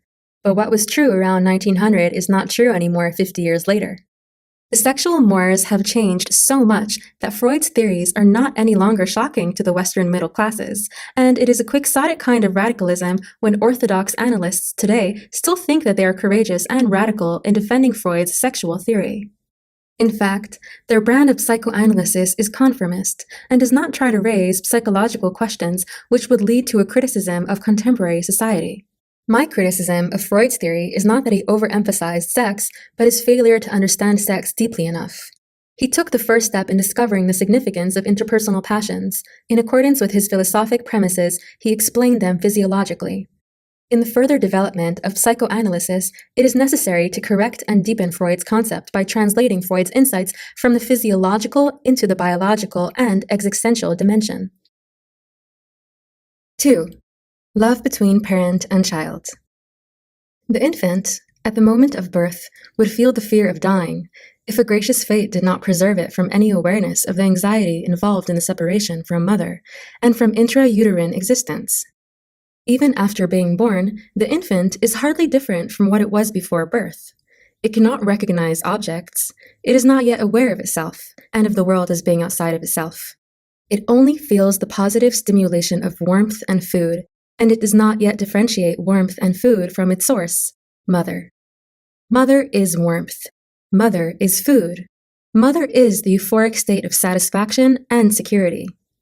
This state is one of narcissism, to use Freud's term. The outside reality, persons, and things have meaning only in terms of their satisfying or frustrating the inner state of the body. Real is only what is within. What is outside is real only in terms of my needs, never in terms of its own qualities or needs. When the child grows and develops, he becomes capable of perceiving things as they are. The satisfaction in being fed becomes differentiated from the nipple, the breast from the mother. Eventually, the child experiences his thirst, the satisfying milk, the breast and the mother, as different entities. He learns to perceive many other things as being different, as having an existence of their own. At this point, he learns to give them names. At the same time, he learns to handle them, learns that fire is hot and painful, that mother's body is warm and pleasureful, that wood is hard and heavy, that paper is light and can be torn. He learns how to handle people, that mother will smile when I eat, that she will take me in her arms when I cry, that she will praise me when I have a bowel movement. All these experiences become crystallized and integrated in the experience, I am loved. I am loved because I am mother's child. I am loved because I am helpless. I am loved because I am beautiful, admirable. I am loved because mother needs me. To put it in a more general formula, I am loved for what I am, or perhaps more accurately, I am loved because I am. This experience of being loved by mother is a passive one. There is nothing I have to do in order to be loved. Mother's love is unconditional. All I have to do is to be her child. Mother's love is bliss, is peace. It need not be acquired. It need not be deserved. But there is a negative side, too, to the unconditional quality of mother's love. Not only does it not need to be deserved, it also cannot be acquired, produced, controlled. If it is there, it is like a blessing. If it is not there, it is as if all beauty had gone out of life, and there is nothing I can do to create it. For most children, before the age from 8.5 to 10, the problem is almost exclusively that of being loved for what one is. The child up to this age does not yet love. He responds gratefully, joyfully to being loved. At this point of the child's development, a new factor enters into the picture, that of a new feeling of producing love by one's own activity. For the first time, the child thinks of giving something to mother or to father, of producing something, a poem, a drawing, or whatever it may be. For the first time in the child's life, the idea of love is transformed from being loved into loving, into creating love. It takes many years from this first beginning to the maturing of love. Eventually, the child, who may now be an adolescent, has overcome his egocentricity. The other person is not anymore primarily a means to the satisfaction of his own needs. The needs of the other person are as important as his own. In fact, they have become more important. To give has become more satisfactory, more joyous than to receive. To love, more important even than being loved. By loving, he has left the prison cell of aloneness and isolation, which was constituted by the state of narcissism and self-centeredness. He feels a sense of new union, of sharing, of oneness. More than that, he feels the potency of producing love by loving, rather than the dependence of receiving by being loved, and for that reason having to be small, helpless, sick, or good. Infantile love follows the principle, I love because I am loved. Mature love follows the principle, I am loved because I love. Immature love says, I love you because I need you. Mature love says, I need you because I love you. Closely related to the development of the capacity of love is the development of the object of love. The first months and years of the child are those where his closest attachment is to the mother. This attachment begins before the moment of birth, when mother and child are still one, although they are two. Birth changes the situation in some respects, but not as much as it would appear. The child, while now living outside of the womb, is still completely dependent on mother. But daily he becomes more independent. He learns to walk, to talk, to explore the world on his own. The relationship to mother loses some of its vital significance, and instead the relationship to father becomes more and more important. In order to understand this shift from mother to father, we must consider the essential differences in quality between motherly and fatherly love. We have already spoken about motherly love. Motherly love, by its very nature, is unconditional. Mother loves the newborn infant because it is her child, not because the child has fulfilled any specific condition or lived up to any specific expectation. Of course, when I speak here of mother's and father's love, I speak of the ideal types, in Max Weber's sense, or of an archetype in Jung's sense, and do not imply that every mother and father loves in that way. I refer to the motherly and fatherly principle, which is represented in the motherly and fatherly person. Unconditional love corresponds to one of the deepest longings, not only of the child, but of every human being. On the other hand, to be loved because of one's merit, because one deserves it, always leaves doubt. Maybe I did not please the person whom I want to love me. Maybe this or that. There is always a fear that love could disappear. Furthermore, deserved love easily leaves a bitter feeling that one is not loved for oneself, that one is loved only because one pleases. That one is, in the last analysis, not loved at all, but used. No wonder that we all cling to the longing for motherly love as children and also as adults. Most children are lucky enough to receive motherly love. To what extent will be discussed later. As adults, the same longing is much more difficult to fulfill. In the most satisfactory development, it remains a component of normal erotic love. Often, it finds expression in religious forms, more often in erotic forms. The relationship to father is quite different. Mother is the home we come from. She is nature, soil, the ocean. Father does not represent any such natural home. He has little connection with the child in the first years of its life, and his importance for the child in this early period cannot be compared with that of mother. But while father does not represent the natural world, he represents the other pole of human existence, the world of thought, of man-made things, of law and order, of discipline, of travel and adventure. Father is the one who teaches the child, who shows him the road into the world. Closely related to this function is one which is connected with socio-economic development. When private property came into existence, and when private property could be inherited by one of the sons, father began to look for that son to whom he could leave his property. Naturally, that was the one whom father thought best fitted to become his successor, the son who was most like him, and consequently, whom he liked the most. Fatherly love is conditional love. Its principle is, I love you because you fulfill my expectations, because you do your duty, because you are like me. In conditional fatherly love, we find, as with unconditional motherly love, a negative and a positive aspect. The negative aspect is the very fact that fatherly love has to be deserved, that it can be lost if one does not do what is expected. In the nature of fatherly love lies the fact that obedience becomes the main virtue, that disobedience is the main sin, and its punishment the withdrawal of fatherly love. The positive side is equally important. Since his love is conditioned, I can do something to acquire it. I can work for it. His love is not outside of my control, as motherly love is. The mother's and the father's attitudes toward the child correspond to the child's own needs. The infant needs mother's unconditional love and care physiologically as well as psychically. The child after 6 begins to need father's love, his authority and guidance. Mother has the function of making him secure in life. Father has the function of teaching him, guiding him to cope with those problems with which the particular society the child has been born into confronts him. In the ideal case, mother's love does not try to prevent the child from growing up, does not try to put a premium on helplessness. Mother should have faith in life, hence, not be over-anxious, and thus not infect the child with her anxiety. Part of her life should be the wish that the child become independent and eventually separate from her. Father's love should be guided by principles and expectations.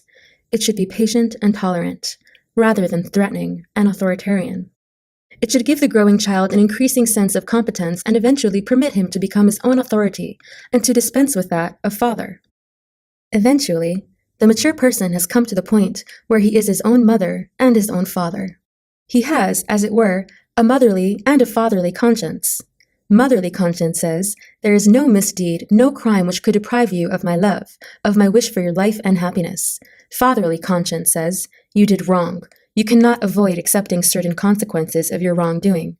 And most of all, you must change your ways if I am to like you. The mature person has become free from the outside mother and father figures and has built them up inside.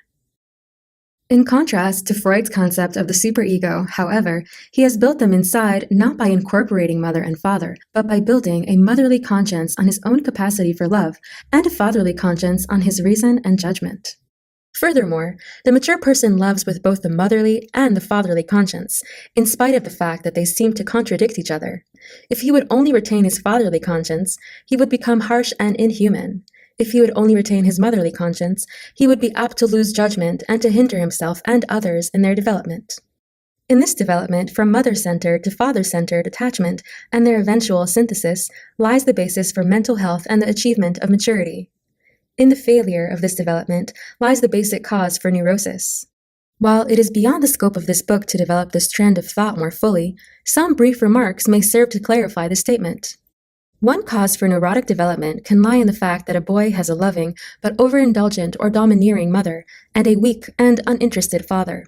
In this case, he may remain fixed at an early mother attachment and develop into a person who is dependent on mother, feels helpless as the striving characteristic of the receptive person, that is, to receive, to be protected, to be taken care of, and who has a lack of fatherly qualities, discipline, independence, and ability to master life by himself. He may try to find mothers in everybody, sometimes in women, and sometimes in men in a position of authority and power. If, on the other hand, the mother is cold, unresponsive, and domineering, he may either transfer the need for motherly protection to his father and subsequent father figures, in which case the end result is similar to the former case. Or he will develop into a one-sidedly father-oriented person, completely given to the principles of law, order, and authority, and lacking in the ability to expect or to receive unconditional love. This development is further intensified if the father is authoritarian and at the same time strongly attached to the son. What is characteristic of all these neurotic developments is the fact that one principle, the fatherly or the motherly, fails to develop, or, and this is the case in the more severe neurotic development, that the roles of mother and father become confused both with regard to the persons outside and with regard to these roles within the person. Further examination may show that certain types of neurosis, like obsessional neurosis, develop more on the basis of a one-sided father attachment, while others, like hysteria, alcoholism, inability to assert oneself and to cope with life realistically, and depressions, result from mother-centeredness. 3. The objects of love. Love is not primarily a relationship to a specific person. It is an attitude, an orientation of character which determines the relatedness of a person to the world as a whole, not toward one object of love.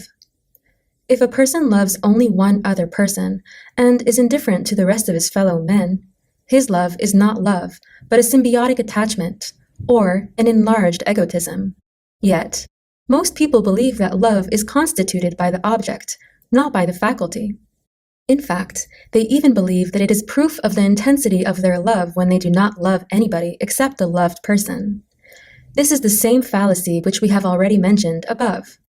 Because one does not see that love is an activity, a power of the soul, one believes that all that is necessary to find is the right object, and that everything goes by itself afterward. This attitude can be compared to that of a man who wants to paint, but who, instead of learning the art, claims that he has just to wait for the right object, and that he will paint beautifully when he finds it.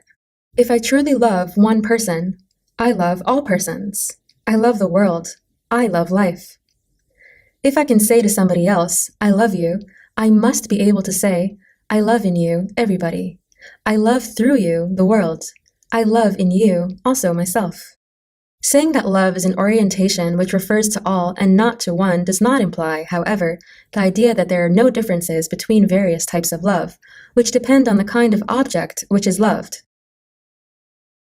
Brotherly love. The most fundamental kind of love, which underlies all types of love, is brotherly love. By this I mean the sense of responsibility, care, respect, knowledge of any other human being, the wish to further his life. This kind of love the Bible speaks of when it says, "Love thy neighbor as thyself." Brotherly love is love for all human beings. It is characterized by its very lack of exclusiveness. If I have developed the capacity for love, then I cannot help loving my brothers. In brotherly love, there is the experience of union with all men, of human solidarity, of human at-one-ment. Brotherly love is based on the experience that we all are one. The differences in talents, intelligence, knowledge are negligible in comparison with the identity of the human core common to all men.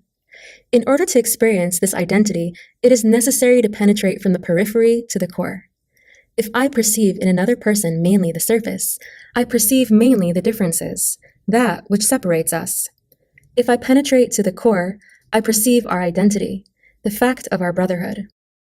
This relatedness from center to center, instead of that from periphery to periphery, is central relatedness.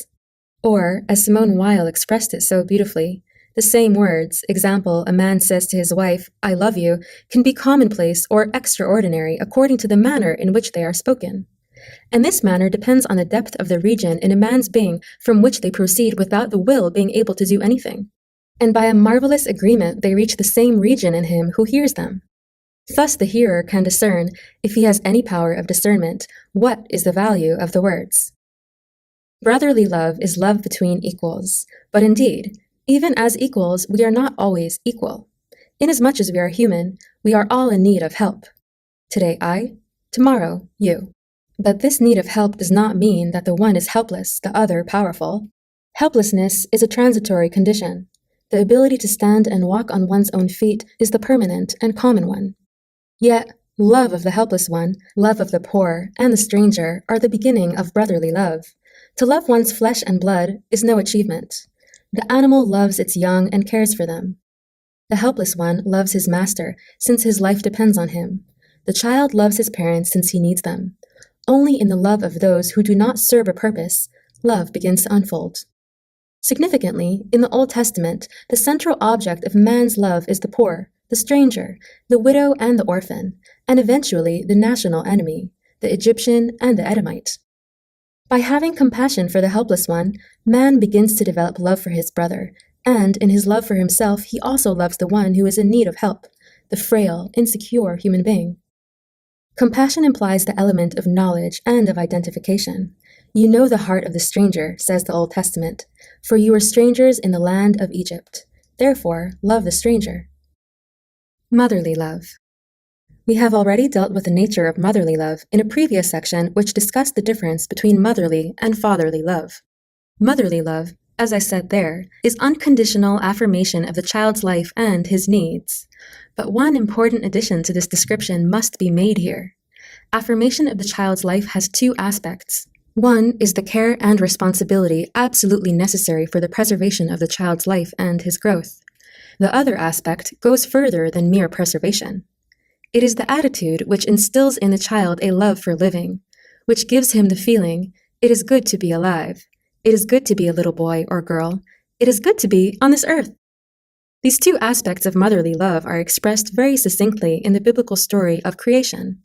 God creates the world and man.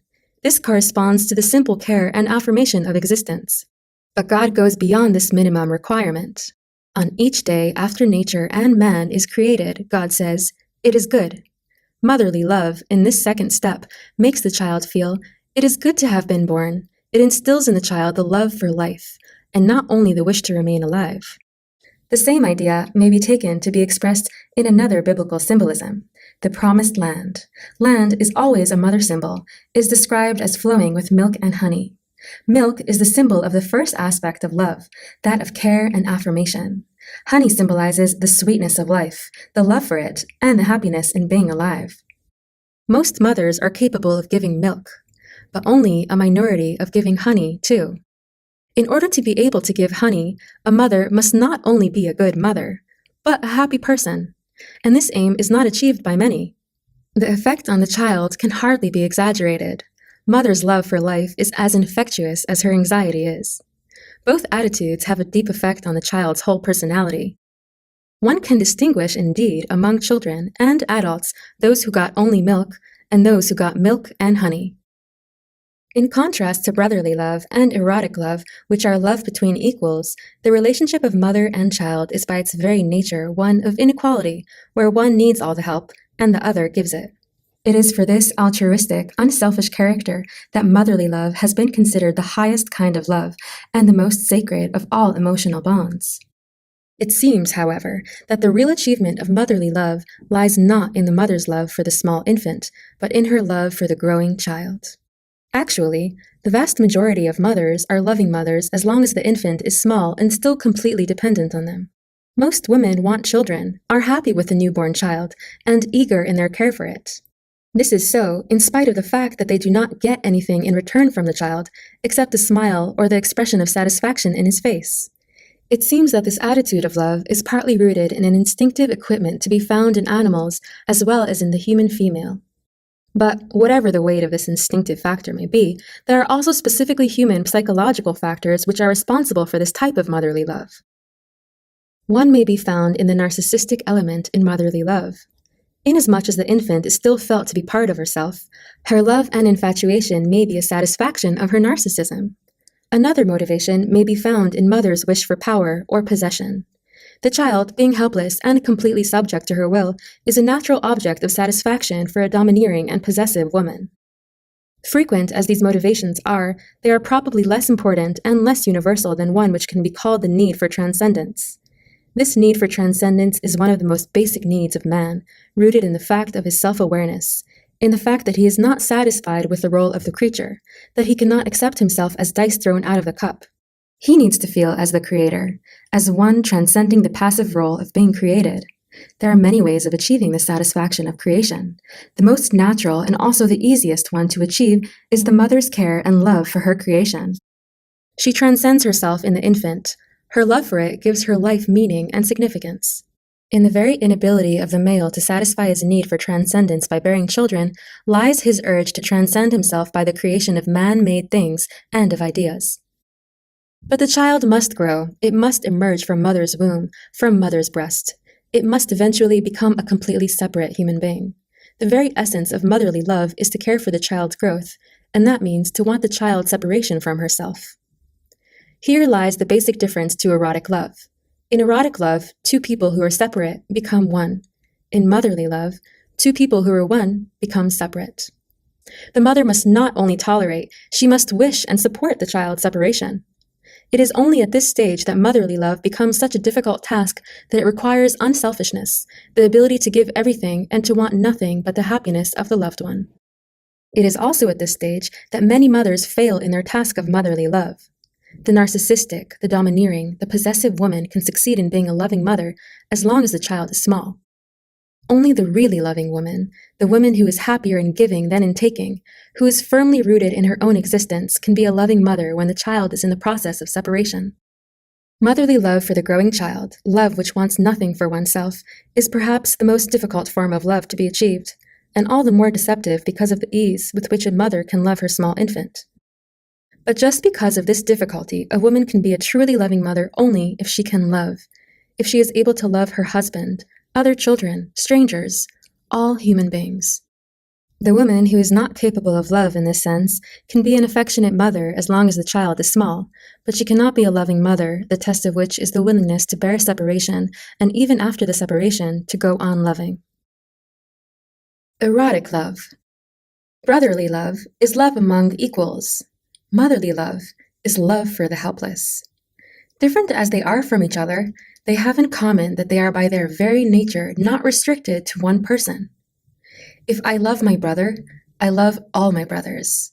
If I love my child, I love all my children. No, beyond that, I love all children, all that are in need of my help. In contrast to both types of love is erotic love. It is the craving for complete fusion, for union with one other person. It is by its very nature exclusive and not universal. It is also perhaps the most deceptive form of love there is. First of all, it is often confused with the explosive experience of falling in love, the sudden collapse of the barriers which existed until that moment between two strangers. But, as was pointed out before, this experience of sudden intimacy is by its very nature short-lived. After the stranger has become an intimately known person, there are no more barriers to be overcome. There is no more sudden closeness to be achieved. The loved person becomes as well known as oneself. Or, perhaps, I should better say, as little known. If there were more depth in the experience of the other person, if one could experience the infiniteness of his personality, the other person would never be so familiar, and the miracle of overcoming the barriers might occur every day anew. But for most people, their own person, as well as others, is soon explored and soon exhausted. For them, intimacy is established primarily through sexual contact. Since they experience the separateness of the other person primarily as physical separateness, physical union means overcoming separateness. Beyond that, there are other factors which to many people denote the overcoming of separateness. To speak of one's own personal life, one's hopes and anxieties, to show oneself with one's childlike or childish aspects, to establish a common interest vis-a-vis the world, all this is taken as overcoming separateness.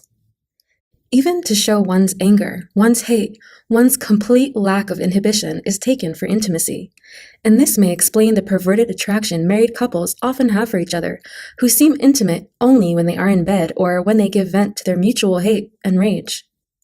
But all these types of closeness tend to become reduced more and more as time goes on. The consequence is one seeks love with a new person, with a new stranger. Again, the stranger is transformed into an intimate person. Again, the experience of falling in love is exhilarating and intense. And again, it slowly becomes less and less intense, and ends in the wish for a new conquest, a new love, always with the illusion that the new love will be different from the earlier ones. These illusions are greatly helped by the deceptive character of sexual desire. Sexual desire aims at fusion, and is by no means only a physical appetite, the relief of a painful tension. But sexual desire can be stimulated by the anxiety of aloneness, by the wish to conquer or to be conquered, by vanity, by the wish to hurt and even to destroy, as much as it can be stimulated by love. It seems that sexual desire can easily blend and be stimulated by any strong emotion, of which love is only one. Because sexual desire is in the minds of most people coupled with the idea of love, they are easily misled to conclude that they love each other when they want each other physically. Love can inspire the wish for sexual union. In this case, the physical relationship is lacking in greediness, in a wish to conquer or to be conquered, but is blended with tenderness. If the desire for physical union is not stimulated by love, if erotic love is not also brotherly love, it never leads to union in more than an orgiastic, transitory sense. Sexual attraction creates, for the moment, the illusion of union, yet without love, this union leaves strangers as far apart as they were before. Sometimes it makes them ashamed of each other, or even makes them hate each other, because when the illusion has gone, they feel their estrangement even more markedly than before. Tenderness is by no means, as Freud believed, a sublimation of the sexual instinct. It is the direct outcome of brotherly love, and exists in physical as well as in non-physical forms of love. In erotic love, there is an exclusiveness which is lacking in brotherly love and motherly love. This exclusive character of erotic love warrants some further discussion. Frequently, the exclusiveness of erotic love is misinterpreted as meaning possessive attachment. One can often find two people in love with each other when they feel no love for anybody else. Their love is, in fact, an egotism, a do. There are two people who identify themselves with each other and who solve the problem of separateness by enlarging the single individual into two. They have the experience of overcoming aloneness, yet, since they are separate from the rest of mankind, they remain separated from each other and alienated from themselves. Their experience of union is an illusion. Erotic love is exclusive, but it loves in the other person all of mankind, all that is alive. It is exclusive only in the sense that I can fuse myself fully and intensely with one person only. Erotic love excludes the love for others only in the sense of erotic fusion, full commitment in all aspects of life, but not in the sense of deep brotherly love. Erotic love, if it is love, has one premise, that I love from the essence of my being, and experience the other person in the essence of his or her being. In essence, all human beings are identical. We are all part of one. We are one.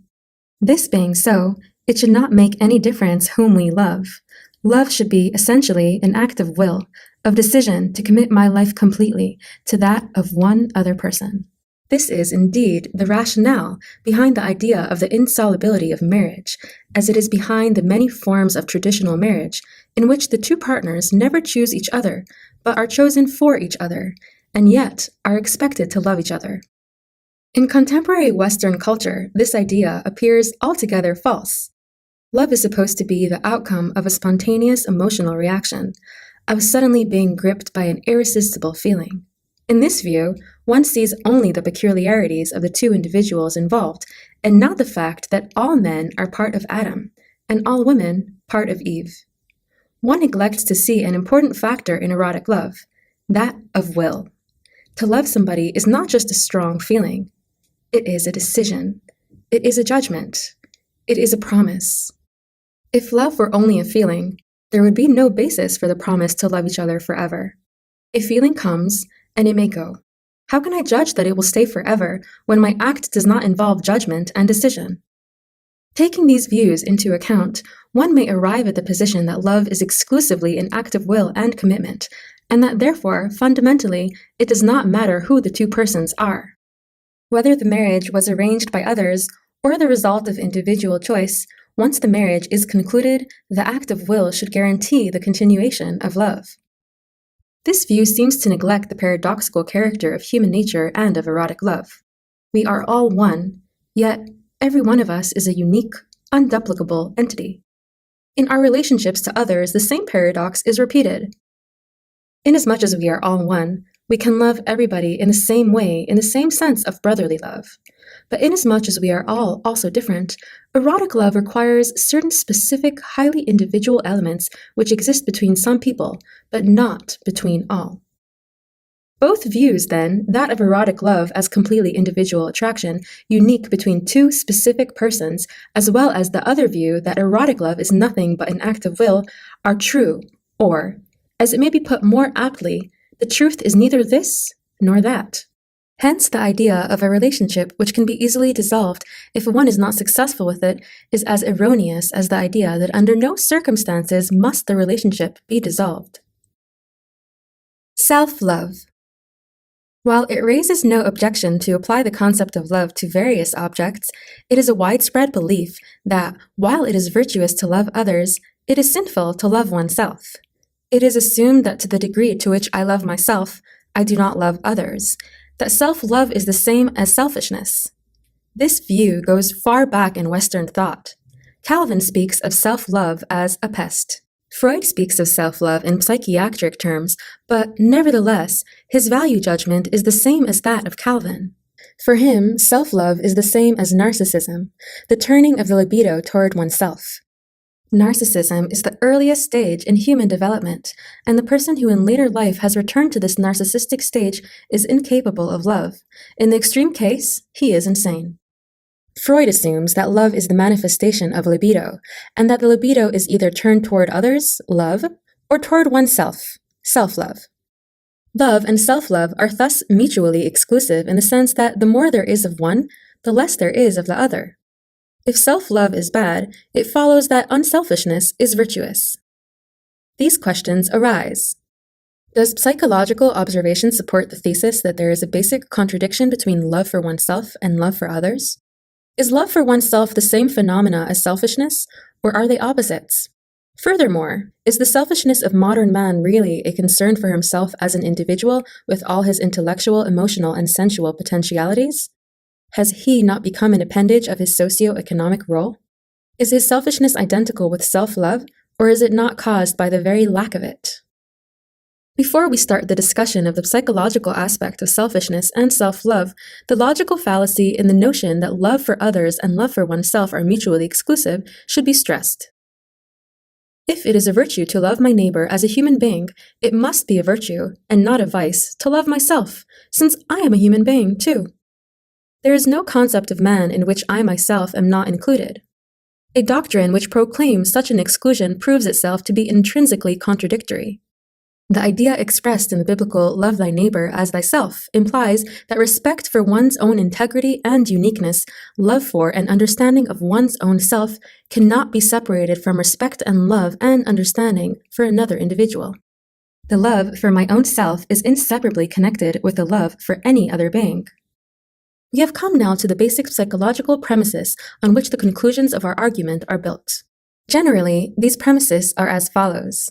Not only others, but we ourselves are the object of our feelings and attitudes. The attitudes toward others and toward ourselves, far from being contradictory, are basically conjunctive. With regard to the problem under discussion, this means love of others and love of ourselves are not alternatives. On the contrary, an attitude of love toward themselves will be found in all those who are capable of loving others. Love, in principle, is indivisible as far as the connection between objects and one's own self is concerned. Genuine love is an expression of productiveness and implies care, respect, responsibility, and knowledge. It is not an effect in the sense of being affected by somebody, but an active striving for the growth and happiness of the loved person, rooted in one's own capacity to love. To love somebody is the actualization and concentration of the power to love. The basic affirmation contained in love is directed toward the beloved person as an incarnation of essentially human qualities. Love of one person implies love of man as such. The kind of division of labor, as William James calls it, by which one loves one's family but is without feeling for the stranger, is a sign of a basic inability to love. Love of man is not, as is frequently supposed, an abstraction coming after the love for a specific person, but it is its premise, although genetically it is acquired in loving specific individuals. From this it follows that my own self must be as an object of my love as another person. The affirmation of one's own life, happiness, growth, freedom, is rooted in one's capacity to love, i.e., in care, respect, responsibility, and knowledge. If an individual is able to love productively, he loves himself too. If he can love only others, he cannot love at all. Granted that love for oneself and for others in principle is conjunctive, how do we explain selfishness, which obviously excludes any genuine concern for others? The selfish person is interested only in himself, wants everything for himself, feels no pleasure in giving, but only in taking. The world outside is looked at only from the standpoint of what he can get out of it. He lacks interest in the needs of others and respect for their dignity and integrity. He can see nothing but himself. He judges everyone and everything from its usefulness to him. He is basically unable to love. Does not this prove that concern for others and concern for oneself are unavoidable alternatives? This would be so if selfishness and self-love were identical. But that assumption is the very fallacy which has led to so many mistaken conclusions concerning our problem. Selfishness and self-love, far from being identical, are actually opposites. The selfish person does not love himself too much, but too little. In fact, he hates himself. This lack of fondness and care for himself, which is only one expression of his lack of productiveness, leaves him empty and frustrated. He is necessarily unhappy and anxiously concerned to snatch from life the satisfactions which he blocks himself from attaining. He seems to care too much for himself, but actually he only makes an unsuccessful attempt to cover up and compensate for his failure to care for his real self. Freud holds that the selfish person is narcissistic, as if he had withdrawn his love from others and turned it toward his own person. It is true that selfish persons are incapable of loving others, but they are not capable of loving themselves either. It is easier to understand selfishness by comparing it with greedy concern for others, as we find it, for instance, in an over-solicitous mother. While she consciously believes that she is particularly fond of her child, she has actually a deeply repressed hostility toward the object of her concern. She is over-concerned, not because she loves the child too much, but because she has to compensate for her lack of capacity to love him at all. This theory of the nature of selfishness is borne out by psychoanalytic experience with neurotic unselfishness, a symptom of neurosis observed in not a few people who usually are troubled not by this symptom, but by others connected with it, like depression, tiredness, inability to work, failure in love relationships, and so on. Not only is unselfishness not felt as a symptom, it is often the one redeeming character trait on which some people pride themselves. The unselfish person does not want anything for himself. He lives only for others, is proud that he does not consider himself important. He is puzzled to find that in spite of his unselfishness, he is unhappy, and that his relationships to those closest to him are unsatisfactory. Analytic work shows that his unselfishness is not something apart from his other symptoms, but one of them. In fact, often the most important one, that he is paralyzed in his capacity to love or to enjoy anything, that he is pervaded by hostility toward life, and that behind the facade of unselfishness, a subtle but not less intense self-centeredness is hidden. This person can be cured only if his unselfishness, too, is interpreted as a symptom along with the others, so that his lack of productiveness, which is at the root of both his unselfishness and his other troubles, can be corrected. The nature of unselfishness becomes particularly apparent in its effect on others, and most frequently in our culture in the effect the unselfish mother has on her children.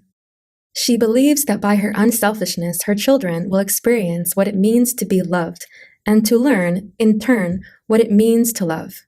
The effect of her unselfishness, however, does not at all correspond to her expectations. The children do not show the happiness of persons who are convinced that they are loved. They are anxious, tense, afraid of the mother's disapproval, and anxious to live up to her expectations.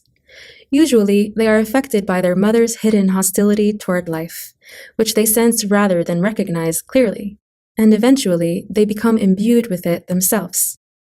Altogether, the effect of the unselfish mother is not too different from that of the selfish one.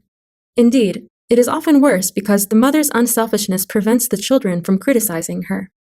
They are put under the obligation not to disappoint her. They are taught, under the mask of virtue, dislike for life. If one has a chance to study the effect of a mother with genuine self-love, one can see that there is nothing more conducive to giving a child the experience of what love, joy, and happiness are than being loved by a mother who loves herself. These ideas on self-love cannot be summarized better than by quoting Mr. Eckhart on this topic. If you love yourself, you love everybody else as you do yourself. As long as you love another person less than you love yourself, you will not really succeed in loving yourself. But if you love all alike, including yourself, you will love them as one person, and that person is both God and man. Thus, he is a great and righteous person who, loving himself, loves all others equally. Love of God.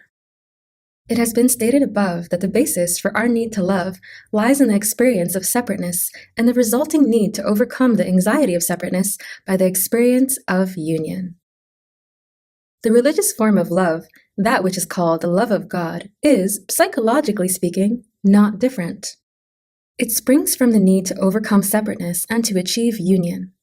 In fact, the love of God has as many different qualities and aspects as the love of man has, and to a large extent, we find the same differences. In all theistic religions, whether they are polytheistic or monotheistic, God stands for the highest value, the most desirable good. Hence, the specific meaning of God depends on what is the most desirable good for a person. The understanding of the concept of God must, therefore, start with an analysis of the character structure of the person who worships God.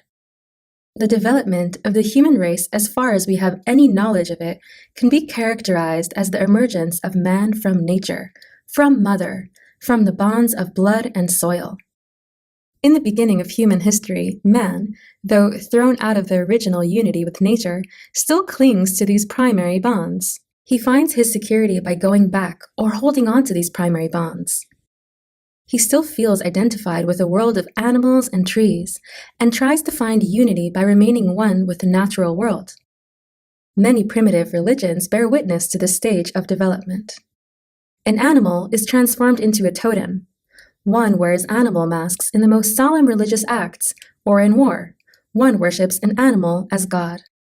At a later stage of development, when human skill has developed to the point of artisan and artistic skill, when man is not dependent anymore exclusively on the gifts of nature, the fruit he finds and the animal he kills, man transforms the product of his own hand into a god. This is the stage of the worship of idols made of clay, silver, or gold. Man projects his own powers and skills into the things he makes, and thus, in an alienated fashion, worships his prowess, his possessions. At a still later stage, man gives his gods the form of human beings. It seems that this can happen only when he has become still more aware of himself, and when he has discovered man is the highest and most dignified thing in the world. In this phase of anthropomorphic god worship, we find a development in two dimensions. The one refers to the female or male nature of the gods, the other to the degree of maturity which man has achieved, and which determines the nature of his gods and the nature of his love of them. Let us first speak of the development from mother-centered to father-centered religions. According to the great and decisive discoveries of Backhofen and Morgan in the middle of the 19th century, and in spite of their rejection their findings have found in most academic circles, there can be little doubt that there was a matriarchal phase of religion preceding the patriarchal one, at least in many cultures. In the matriarchal phase, the highest being is the mother. She is the goddess. She is also the authority in family and society. In order to understand the essence of matriarchal religion, we have only to remember what has been said about the essence of motherly love. Mother's love is unconditional. It is all-protective, all-enveloping. Because it is unconditional, it can also not be controlled or acquired. Its presence gives the loved person a sense of bliss. Its absence produces a sense of lostness and utter despair. Since mother loves her children because they are her children, and not because they are good, obedient, or fulfill her wishes and commands, mother's love is based on equality. All men are equal because they all are children of a mother, because they all are children of Mother Earth. The next stage of human evolution, the only one of which we have thorough knowledge and do not need to rely on inferences and reconstruction, is the patriarchal phase. In this phase, the mother is dethroned from her supreme position, and the father becomes the supreme being, in religion as well as in society. The nature of fatherly love is that he makes demands, establishes principles and laws, and that his love for the son depends on the obedience of the latter to these demands. He likes best the son who is most like him, who is most obedient, and who is best fitted to become his successor, as the inheritor of his possessions. The development of patriarchal society goes together with the development of private property. As a consequence, patriarchal society is hierarchical. The equality of the brothers gives way to competition and mutual strife. Whether we think of the Indian, Egyptian, or Greek cultures, or the Jewish, Christian, or Islamic religions, we are in the middle of a patriarchal world, with its male gods over whom one chief god reigns, or where all gods have been eliminated with the exception of the one, the God. However, since the wish for mother's love cannot be eradicated from the hearts of man, it is not surprising that the figure of the loving mother could never be fully driven out from the pantheon. In the Jewish religion, the mother aspects of God are reintroduced especially in the various currents of mysticism. In the Catholic religion, mother is symbolized by the Church and by the Virgin. Even in Protestantism, the figure of mother has not been entirely eradicated, although she remains hidden. Luther established as his main principle that nothing that man does can procure God's love. God's love is grace. The religious attitude is to have faith in this grace, and to make oneself small and helpless. No good works can influence God or make God love us, as Catholic doctrines postulated. We can recognize here that the Catholic doctrine of good works is part of the patriarchal picture. I can procure Father's love by obedience and by fulfilling his demands. The Lutheran doctrine, on the other hand, in spite of its manifest patriarchal character, carries within it a hidden matriarchal element. Mother's love cannot be acquired. It is there, or it is not there. All I can do is to have faith. As the psalmist says, "Thou hadst let me have faith into my mother's breasts," and to transform myself into the helpless, powerless child. But it is the peculiarity of Luther's faith that the figure of the mother has been eliminated from the manifest picture and replaced by that of the father. Instead of the certainty of being loved by mother, intense doubt, hoping against hope for unconditional love by father, has become the paramount feature. I had to discuss this difference between the matriarchal and the patriarchal elements in religion in order to show that the character of the love of God depends on the respective weight of the matriarchal and the patriarchal aspects of religion.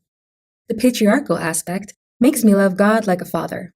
I assume he is just and strict, that he punishes and rewards, and eventually that he will elect me as his favorite son, as God elected Abraham, Israel, as Isaac elected Jacob, as God elects his favorite nation. In the matriarchal aspect of religion, I love God as an all-embracing mother. I have faith in her love, that no matter whether I am poor and powerless, no matter whether I have sinned, she will love me. She will not prefer any other of her children to me. Whatever happens to me, she will rescue me, will save me, will forgive me. Needless to say, my love for God and God's love for me cannot be separated. If God is a father, he loves me like a son, and I love him like a father.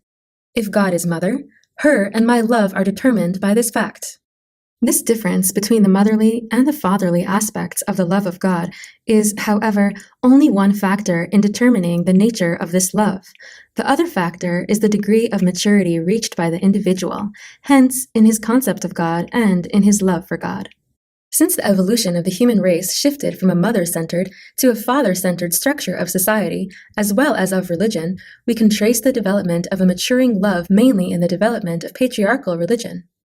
In the beginning of this development, we find a despotic, jealous God who considers man, whom he created, as his property, and is entitled to do with him whatever he pleases. This is the phase of religion in which God drives man out of paradise, lest he eat from the tree of knowledge and thus could become God himself. This is the phase in which God decides to destroy the human race by the flood, because none of them pleases him, with the exception of the favorite son, Noah. This is the phase in which God demands from Abraham that he kill his beloved son, Isaac, to prove his love for God by the act of ultimate obedience. But simultaneously, a new phase begins. God makes a covenant with Noah, in which he promises never to destroy the human race again, a covenant by which he is bound himself. Not only is he bound by his promises, he is also bound by his own principle, that of justice. And on this basis, God must yield to Abraham's demand to spare Sodom if there are at least 10 just men. But the development goes further than transforming God from the figure of a despotic tribal chief into a loving father, into a father who himself is bound by the principles which he has postulated. It goes in the direction of transforming God from the figure of a father into a symbol of his principles, those of justice, truth, and love. God is truth. God is justice. In this development, God ceases to be a person, a man, a father. He becomes the symbol of the principle of unity behind the manifoldness of phenomena, of the vision of the flower which will grow from the spiritual seed within man. God cannot have a name. A name always denotes a thing, or a person, something finite. How can God have a name if he is not a person, not a thing? The most striking incident of this change lies in the biblical story of God's revelation to Moses. When Moses tells him that the Hebrews will not believe that God has sent him unless he can tell them God's name, how could idol worshippers comprehend a nameless God, since the very essence of an idol is to have a name? God makes a concession. He tells Moses that his name is, I am becoming that which I am becoming. I am becoming is my name. The I am becoming means that God is not finite, not a person, not a being. The most adequate translation of the sentence would be, tell them that my name is nameless. The prohibition to make any image of God, to pronounce his name in vain, eventually to pronounce his name at all, aims at the same goal, that of freeing man from the idea that God is a father, that he is a person. In the subsequent theological development, the idea is carried further in the principle that one must not even give God any positive attribute. To say of God that he is wise, strong, good, implies again that he is a person. The most I can do is to say what God is not, to state negative attributes, to postulate that he is not limited, not unkind, not unjust. The more I know what God is not, the more knowledge I have of God. Following the maturing idea of monotheism in its further consequences can lead only to one conclusion. not to mention God's name at all, not to speak about God, then God becomes what he potentially is in monotheistic theology, the nameless one, an inexpressible stammer, referring to the unity underlying the phenomenal universe, the ground of all existence. God becomes truth, love, justice. God is I, inasmuch as I am human.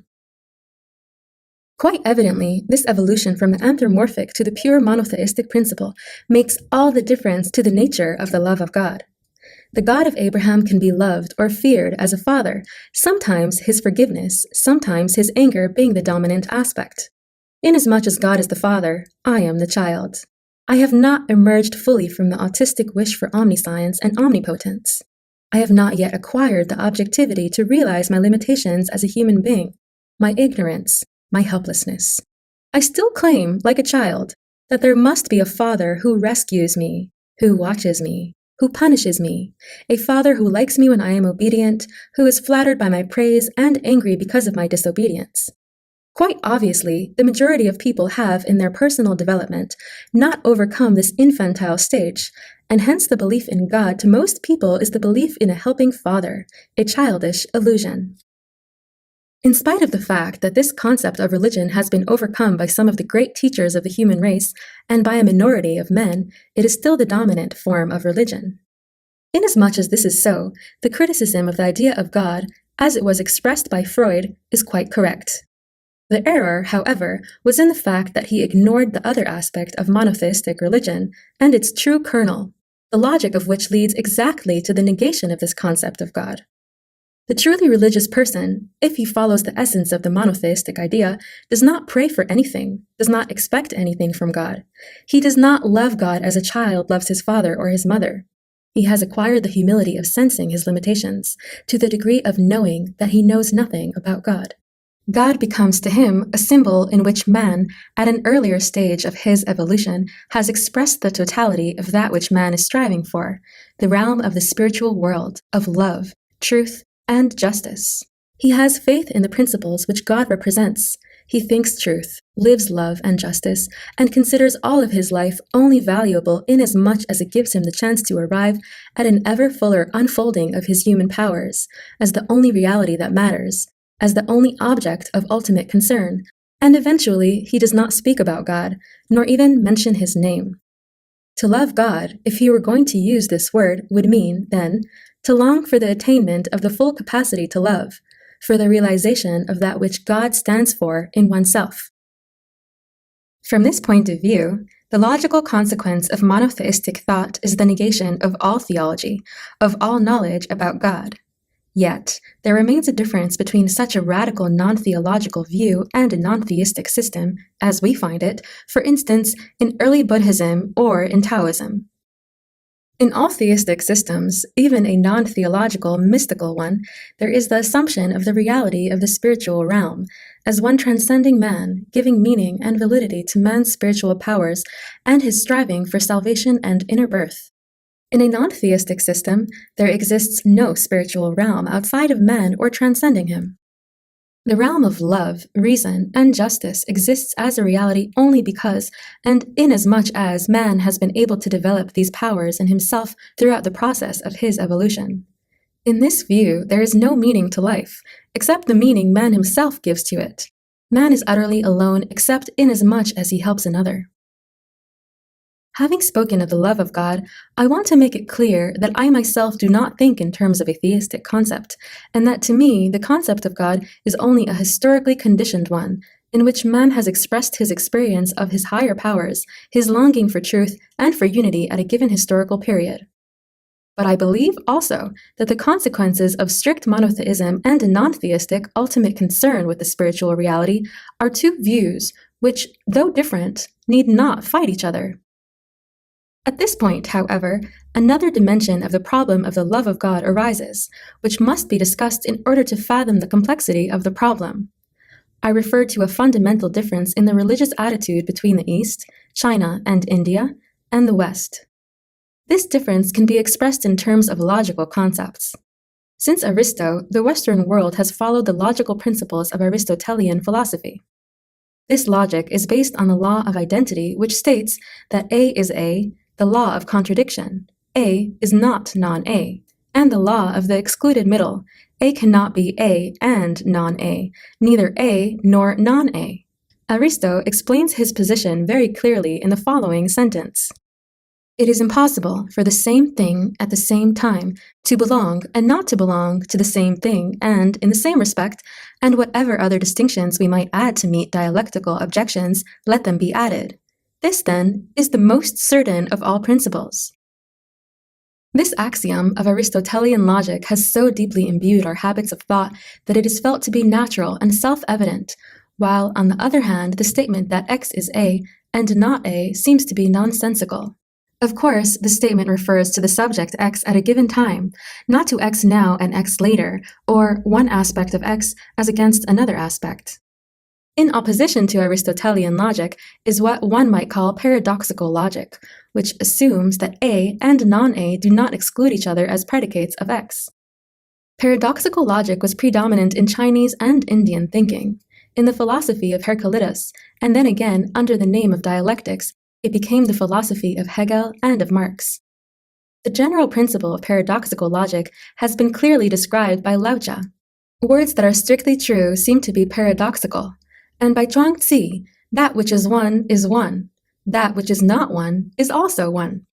These formulations of paradoxical logic are positive. It is and it is not. Another formulation is negative. It is neither this nor that. The former expression of thought we find in Taoistic thought, in Heraclitus, and again in Hegelian dialectics. The latter formulation is frequent in Indian philosophy. Although it would transcend the scope of this book to give a more detailed description of the difference between Aristotelian and paradoxical logic, I shall mention a few illustrations in order to make the principle more understandable. Paradoxical logic in Western thought has its earliest philosophical expression in Heraclitus' philosophy. He assumes the conflict between opposites is the basis of all existence. They do not understand, he says, that the all-one conflicting in itself is identical with itself. Conflicting harmony as in the bow and the lyre. Or, still more clearly, we go into the same river, and yet not in the same. It is we, and it is not we. Or, one and the same manifests itself in things as living and dead, waking and sleeping, young and old. In Lao Tzu's philosophy, the same idea is expressed in a more poetic form. A characteristic example of Taoist paradoxical thinking is the following statement. Gravity is the root of lightness, stillness the ruler of movement. Or the Tao in its regular course does nothing, and so there is nothing which he does not do. Or, my words are very easy to know and very easy to practice, but there is no one in the world who is able to know and able to practice them. In Taoist thinking, just as in Indian and Socratic thinking, the highest step to which thought can lead is to know that we do not know. To know and yet think we do know is the highest attainment. Not to know and yet think we do know is a disease. It is only a consequence of this philosophy that the highest God cannot be named. The ultimate reality, the ultimate one, cannot be caught in words or in thoughts. As Lao Tzu puts it, the Tao that can be trodden is not the enduring and unchanging Tao. The name that can be named is not the enduring and unchanging name. Or, in a different formulation, we look at it and we do not see it, and we name it the equable. We listen to it and we do not hear it, and we name it the inaudible. We try to grasp it and do not get hold of it, and we name it the subtle. With these three qualities, it cannot be made the subject of description, and hence we blend them together and obtain the one. And still another formulation of the same idea. He who knows the Tao does not care to speak about it. He who is, however, ready to speak about it does not know it. Brahmanic philosophy was concerned with the relationship between manifoldness of phenomena and unity, Brahman. But paradoxical philosophy is neither in India nor in China to be confused with a dualistic standpoint. The harmony, unity, consists in the conflicting position from which it is made up. Brahmanical thinking was centered from the beginning around the paradox of the simultaneous antagonism, yet identity of the manifest forces and forms of the phenomenal world. The ultimate power in the universe as well as in man transcends both the conceptual and the sensual sphere. It is therefore neither this nor thus, but as Zimmer remarks, there is no antagonism between real and unreal in this strictly non-dualistic realization. In their search for unity behind manifoldness, the Brahman thinkers came to the conclusion that the perceived pair of opposites reflects the nature not of things, but of the perceiving mind. The perceiving thought must transcend itself if it is to attain true reality. Opposition is a category of man's mind, not in itself an element of reality. In the Rig Veda, the principle is expressed in this form. I am the two, the life force and the life material, the two at once. The ultimate consequence of the idea that thought can only perceive in contradiction has found an even more drastic sequence in Vedanic thinking, which postulates that thought, with all its fine distinction, was only a more subtle horizon of ignorance, in fact, the most subtle of all the deluding devices of Maya. Paradoxical logic has a significant bearing on the concept of God. Inasmuch as God represents the ultimate reality, and inasmuch as the human mind perceives reality in contradictions, no positive statement can be made of God. In the Vedas, the idea of an omniscient and omnipotent God is considered the ultimate form of ignorance. We see here the connection with the namelessness of the two, the nameless name of the God who reveals himself to Moses, of the absolute nothing of Meister Eckhart. Man can only know the negation, never the position of ultimate reality. Meanwhile, man cannot know what God is, even though he be ever so well aware of what God is not.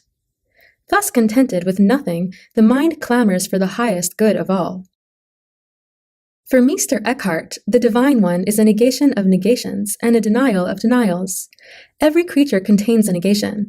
One denies that it is the other. It is only a further consequence that God becomes for Meister Eckhart the absolute nothing, just as the ultimate reality is the Ein Sof, the endless one, for the Kabbalah. I have discussed the difference between Aristotelian and paradoxical logic in order to prepare the ground for an important difference in the concept of the love of God. The teachers of paradoxical logic say that man can perceive reality only in contradictions, and can never perceive in thought the ultimate reality, unity, the one itself. This led to the consequence that one did not seek as the ultimate aim to find the answer in thought. Thought can only lead us to the knowledge that it cannot give us the ultimate answer. The world of thought remains caught in the paradox. The only way in which the world can be grasped ultimately lies not in thought, but in the act, in the experience of oneness. Thus, paradoxical logic leads to the conclusion that the love of God is neither the knowledge of God in thought, nor the thought of one's love of God, but the act of experiencing the oneness with God. This leads to the emphasis on the right way of living. All of life, every little and every important action, is devoted to the knowledge of God, but a knowledge not in right thought, but in right action. This can be clearly seen in Oriental religions. In Brahmanism, as well as in Buddhism and Taoism, the ultimate aim of religion is not the right belief, but the right action. We find the same emphasis in the Jewish religion. There was hardly ever a schism over belief in the Jewish tradition. The one great exception, the difference between Pharisees and Sadducees, was essentially one of two opposite social classes. The emphasis on the Jewish religion was, especially from the beginning of our era on the right way of living, the halacha, this word actually having the same meaning as the Tao. In modern history, the same principle is expressed in the thought of Spinoza, Marx, and Freud. In Spinoza's philosophy, the emphasis is shifted from the right belief to the right conduct of life. Marx stated the same principle when he said, "The philosophers have interpreted the world in different ways. The task is to transform it." Freud's paradoxical logic leads him to the process of psychoanalytic therapy, the ever-deepening experience of oneself. From the standpoint of paradoxical logic, the emphasis is not on thought, but on the act. This attitude had several other consequences. First of all, it led to the tolerance which we find in Indian and Chinese religious development. If the right thought is not the ultimate truth, and not the way to salvation, there is no reason to fight others, whose thinking has arrived at different formulations. This tolerance is beautifully expressed in the story of several men who were asked to describe an elephant in the dark. One, touching his trunk, said, "This animal is like a water pipe." Another, touching his ear, said, "This animal is like a fan." A third, touching his legs, described the animal as a pillar. Secondly, the paradoxical standpoint led to the emphasis on transforming man, rather to the development of dogma on the one hand and science on the other. From the Indian, Chinese, and mystical standpoints, the religious task of man is not to think right, but to act right, and or to become one with the One in the act of concentrated meditation. The opposite is true for the mainstream of Western thought. Since one expected to find the ultimate truth in the right thought, major emphasis was on thought, although right action was held to be important too. In religious development, this led to the formulation of dogmas, endless arguments about dogmatic formulations, and intolerance of the non-believer or heretic. It furthermore led to the emphasis on believing in God as the main aim of a religious attitude. This, of course, did not mean that there was not also the concept that one ought to live right. But nevertheless, the person who believed in God, even if he did not live God, felt himself to be superior to the one who lived God, but did not believe in him. The emphasis on thought has also another and historically a very important consequence. The idea that one could find the truth in thought led not only to dogma, but also to science. In scientific thought, the correct thought is all that matters, both from the aspect of intellectual honesty as well as from the aspect of the application of scientific thought to practice, that is, to technique. In short, paradoxical thought led to tolerance and an effort toward self-transformation. The Aristotelian standpoint led to dogma and science, to the Catholic Church, and to the discovery of atomic energy. The consequences of this difference between the two standpoints for the problem of the love of God have already been explained implicitly and need only to be summarized briefly. In the dominant Western religious system, the love of God is essentially the same as the belief in God's existence, God's justice, God's love. The love of God is essentially a thought experience. In the Eastern religions and in mysticism, the love of God is an intense feeling experience of oneness, inseparably linked with the expression of this love in every act of living. The most radical formulation has been given to this goal by Meister Eckhart. If therefore I am changed into God and he makes me one with himself, then, by the living God, there is no distinction between us. Some people imagine that they are going to see God, that they are going to see God as if he were standing yonder, and they here. But it is not to be so. God and I, we are one. By knowing God, I take him to myself. By loving God, I penetrate him. We can return now to an important parallel between the love for one's parents and the love for God. The child starts out by being attached to his mother as the ground of all being. He feels helpless and needs the all-enveloping love of mother. He then turns to father as the new center of his affections, father being a guiding principle for thought and action. In this stage, he is motivated by the need to acquire father's praise and to avoid his displeasure. In the stage of full maturity, he has freed himself from the person of mother and father as protecting and commanding powers. He has established the motherly and fatherly principles in himself. He has become his own father and mother. He is father and mother. In the history of the human race, we see, and can anticipate, the same development. From the beginning of the love for God as the helpless attachment to a mother goddess, through the obedient attachment to a fatherly God, to a mature stage where God ceases to be an outside power, where man has incorporated the principles of love and justice into himself, where he has become one with God, and eventually to a point where he speaks of God only in a poetic, symbolic sense. From these considerations, it follows that the love for God cannot be separated from the love for one's parents. If a person does not emerge from incestuous attachment to mother, clan, nation, if he retains the childish dependence on a punishing and rewarding father or any other authority, he cannot develop a more mature love for God. Then his religion is that of the earlier phase of religion, in which God was experienced as an all-protective mother or a punishing, rewarding father.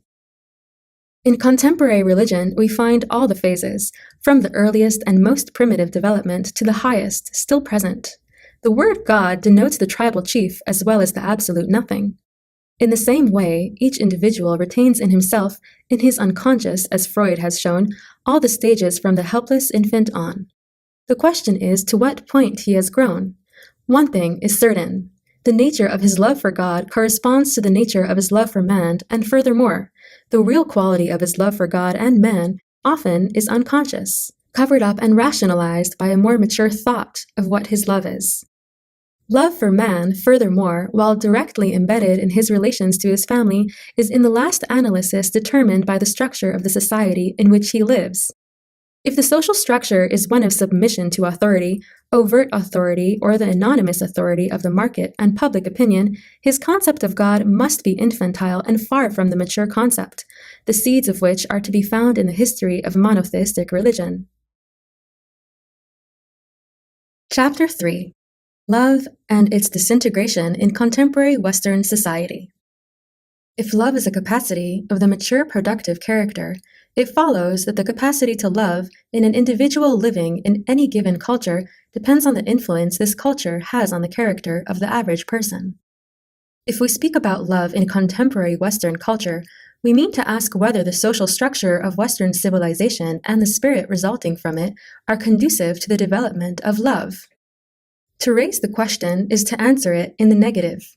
No objective observer of our Western life can doubt that love, brotherly love, motherly love, and erotic love is a relatively rare phenomena, and that its place is taken by a number of forms of pseudo-love, which are in reality so many forms of the disintegration of love.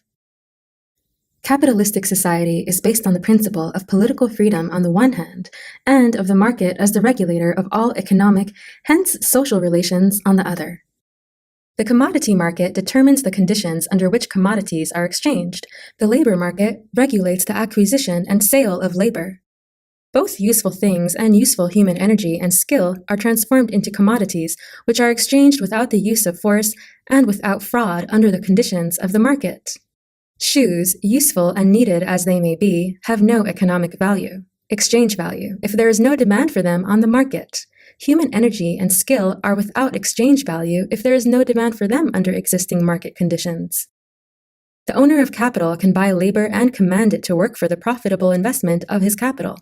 The owner of labor must sell it to capitalists under the existing market conditions, unless he is to starve. This economic structure is reflected in a hierarchy of values. Capital commands labor, amassed things, that which is dead, are of superior value to labor, to human powers, to that which is alive. This has been the basic structure of capitalism since its beginning. But while it is still characteristic of modern capitalism, a number of factors have changed which give contemporary capitalism its specific qualities and which have a profound influence on the character structure of modern man. As the result of the development of capitalism, we witness an ever-increasing process of centralization and concentration of capital. The large enterprises grow in size continuously. The smaller ones are squeezed out.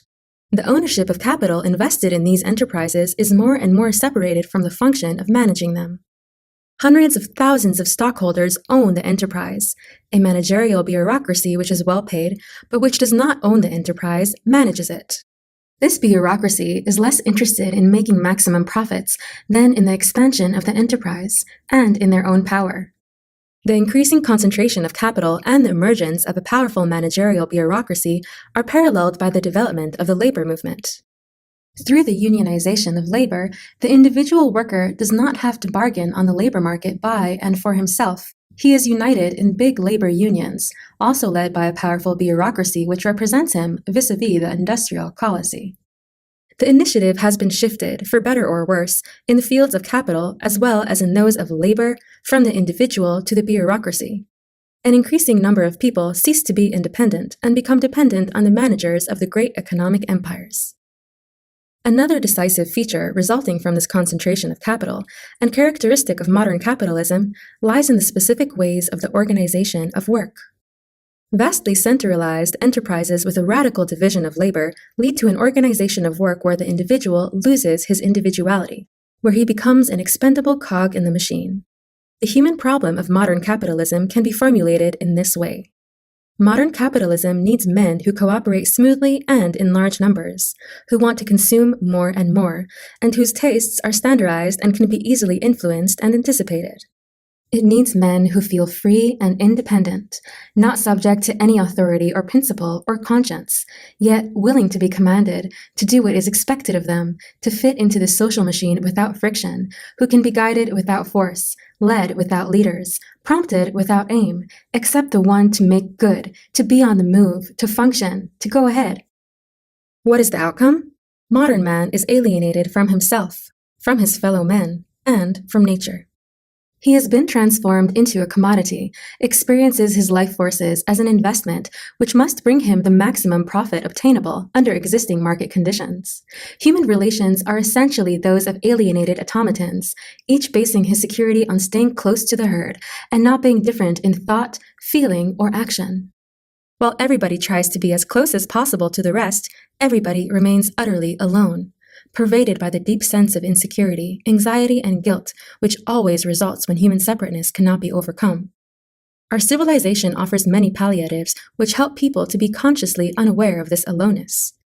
First of all, the strict routine of bureaucratized mechanical work, which helps people to remain unaware of their most fundamental human desires, of the longing for transcendence and unity. Inasmuch as the routine alone does not succeed in this, man overcomes his unconscious despair by the routine of amusement, the passive consumption of sounds and sights offered by the amusement industry. Furthermore, by the satisfaction of buying ever new things, and soon exchanging them for others. Modern man is actually close to the picture Huxley describes in his Brave New World. Well-fed, well-clad, satisfied sexually, yet without self. Without any, except the most superficial contact with his fellow men, guided by the slogans which Huxley formulated so succinctly, such as, when the individual feels, the community reels, or, never put off till tomorrow the fun you can have today, or, as the crowning statement, everybody is happy nowadays. Man's happiness today consists in having fun. Having fun lies in the satisfaction of consuming and taking in commodities, sights, food, drinks, cigarettes, people, lectures, books, movies. All are consumed, swallowed. The world is one great object for our appetite, a big apple, a big bottle, a big breast. We are the sucklers, the eternally expectant ones, the hopeful ones, and the eternally disappointed ones. Our character is geared to exchange and to receive, to barter and to consume. Everything, spiritual as well as material objects, becomes an object of exchange and of consumption. The situation, as far as love is concerned, corresponds, as it has to by necessity, to this social character of modern man. Automatons cannot love. They can exchange their personality packages and hope for a fair bargain. One of the most significant expressions of love, and especially of marriage with this alienated structure, is the idea of the team. In any number of articles on happy marriage, the ideal described is that of the smoothly functioning team. This description is not too different from the idea of a smoothly functioning employee. He should be reasonably independent, cooperative, tolerant, and at the same time ambitious and aggressive. Thus, the marriage counselor tells us, the husband should understand his wife and be helpful. He should comment favorably on her new dress and on a tasty dish. She, in turn, should understand when he comes home tired and disgruntled. She should listen attentively when he talks about his business troubles, should not be angry but understanding when he forgets her birthday. All this kind of relationship amounts to is the well-oiled relationship between two persons who remain strangers all their lives, who never arrive at a central relationship, but who treat each other with courtesy and who attempt to make each other feel better. In this concept of love and marriage, the main emphasis is on finding a refuge from an otherwise unbearable sense of aloneness. In love, one has found, at last, a haven from aloneness. One forms an alliance of two against the world, and this egotism, adieu, is mistaken for love and intimacy. The emphasis on team spirit, mutual tolerance, and so forth is a relatively recent development. It was preceded in the years after the First World War by a concept of love in which mutual sexual satisfaction was supposed to be the basis for satisfactory love relations, and especially for a happy marriage. It was believed that the reasons for the frequent unhappiness in marriage were to be found in that the marriage partners had not made a correct sexual adjustment. The reason for this fault was seen in the ignorance regarding correct sexual behavior, hence in the faulty sexual technique of one or both partners. In order to cure this fault and to help the unfortunate couples who could not love each other, many books gave instructions and counsel concerning the correct sexual behavior, and promised implicitly or explicitly that happiness and love would follow. The underlying idea was that love is the child of sexual pleasure, and that if two people learn how to satisfy each other sexually, they will love each other. It fitted the general illusion at the time to assume that using the right techniques is the solution not only to technical problems of industrial production, but of all human problems as well. One ignored the fact that the contrary of the underlying assumption is true. Love is not the result of adequate sexual satisfaction, but sexual happiness. Even the knowledge of the so-called sexual technique is the result of love. If aside from everyday observation, this thesis needed to be proved, such proof can be found in ample material of psychoanalytic data.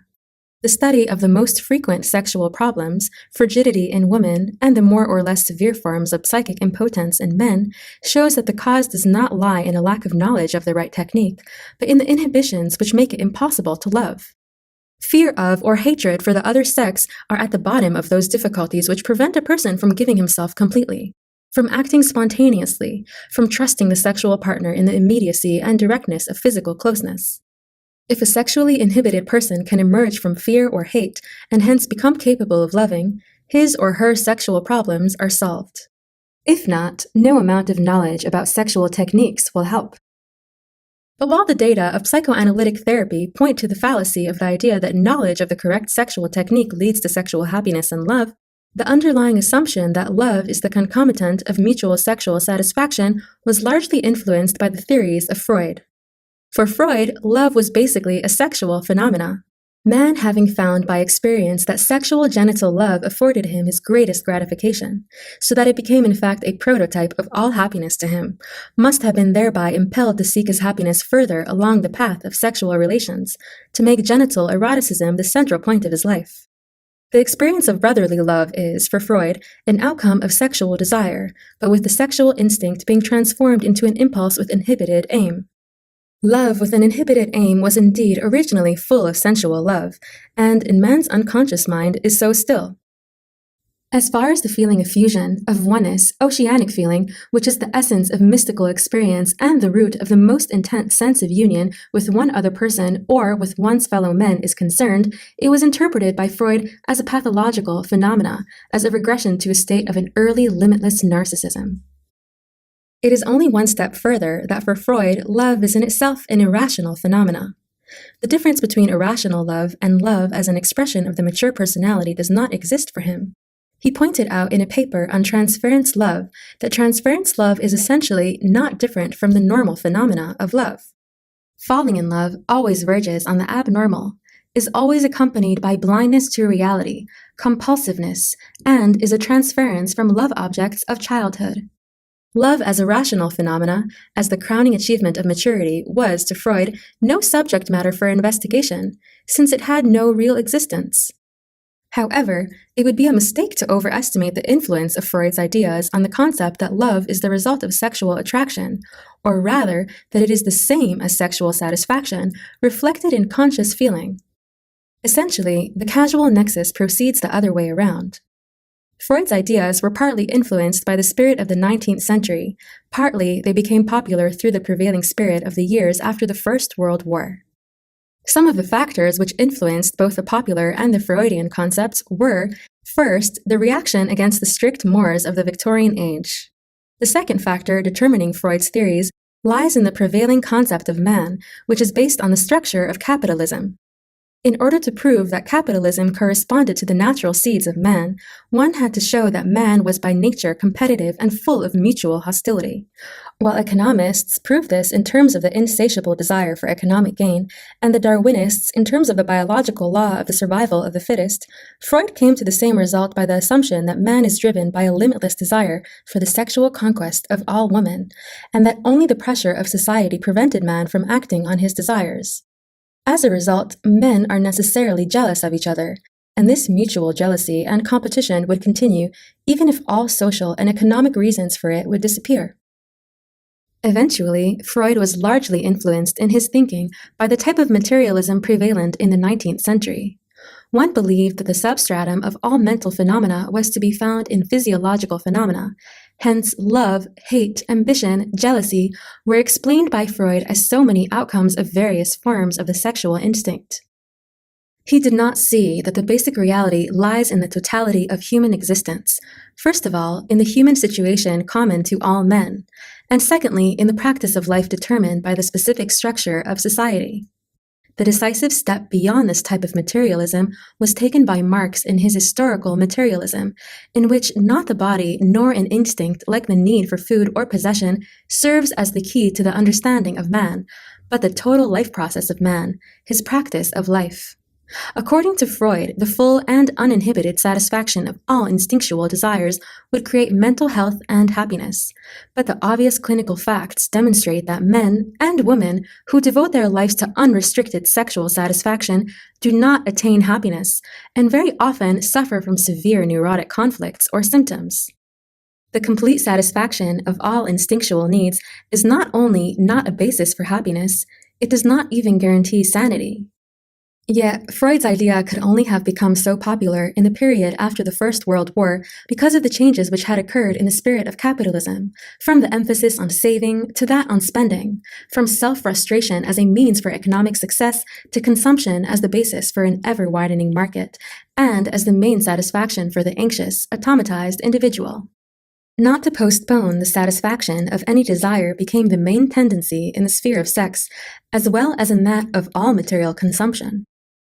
It is interesting to compare the concepts of Freud, which correspond to the spirit of capitalism as it existed, yet unbroken, around the beginning of the century, with the theoretical concepts of one of the most brilliant contemporary psychoanalysts, the late H.S. Sullivan.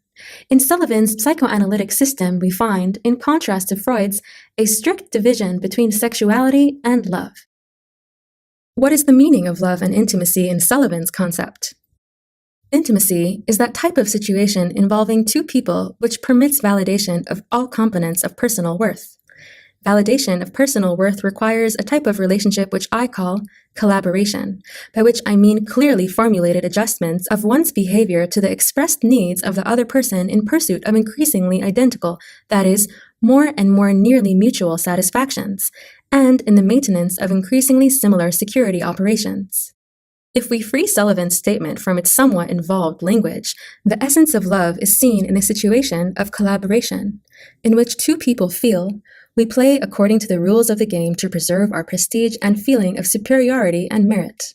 Just as Freud's concept of love is a description of the experience of the patriarchal male in terms of 19th century capitalism, Sullivan's description refers to the experience of the alienated, marketing personality of the 20th century. It is a description of an egotism, a due, of two people pooling their common interests and standing together against a hostile and alienated world.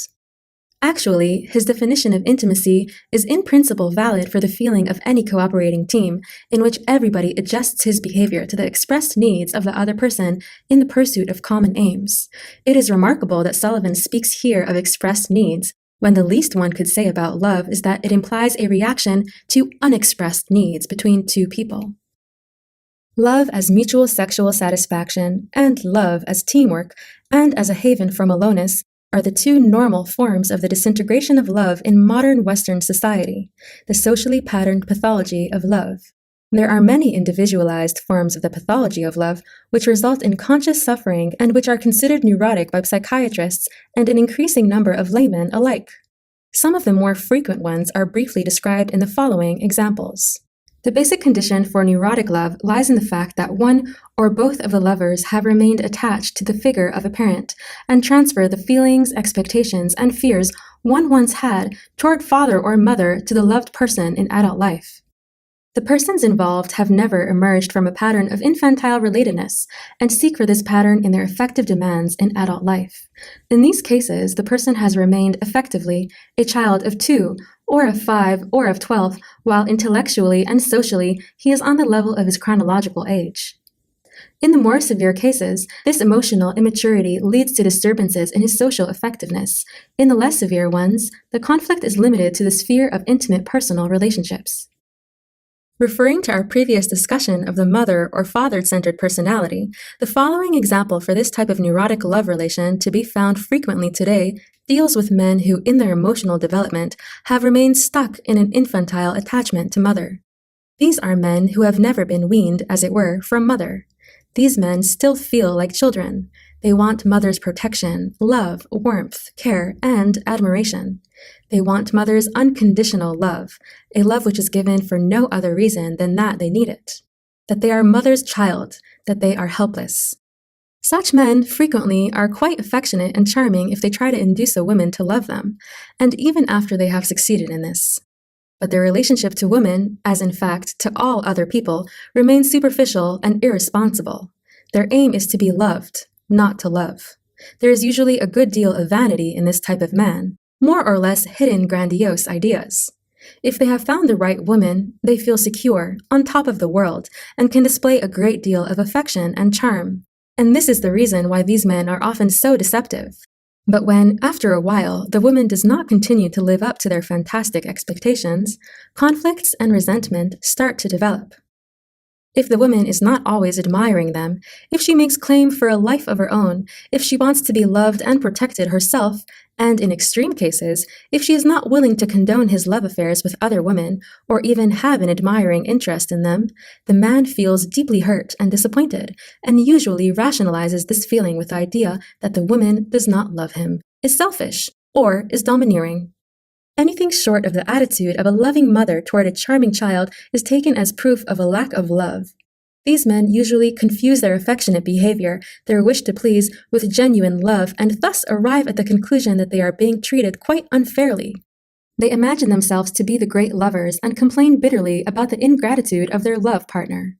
In rare cases, such a mother-centered person can function without any severe disturbances. If his mother, in fact, loved him in an overprotective manner, perhaps being domineering but without being destructive, if he finds a wife of the same motherly type, if his special gifts and talents permit him to use his charm and be admired, as is the case sometimes with successful politicians, he is well adjusted in a social sense without ever reaching a higher level of maturity. But under less favorable conditions, and these are naturally more frequent, his love life, if not his social life, will be a serious disappointment. Conflicts and frequently intense anxiety and depression arise when this type of personality is left alone. In a more severe form of pathology, the fixation to mother is deeper and more irrational. On this level, the wish is not, symbolically speaking, to return to mother's protecting arms, nor to her nourishing breast, but to her all-receiving and all-destroying womb.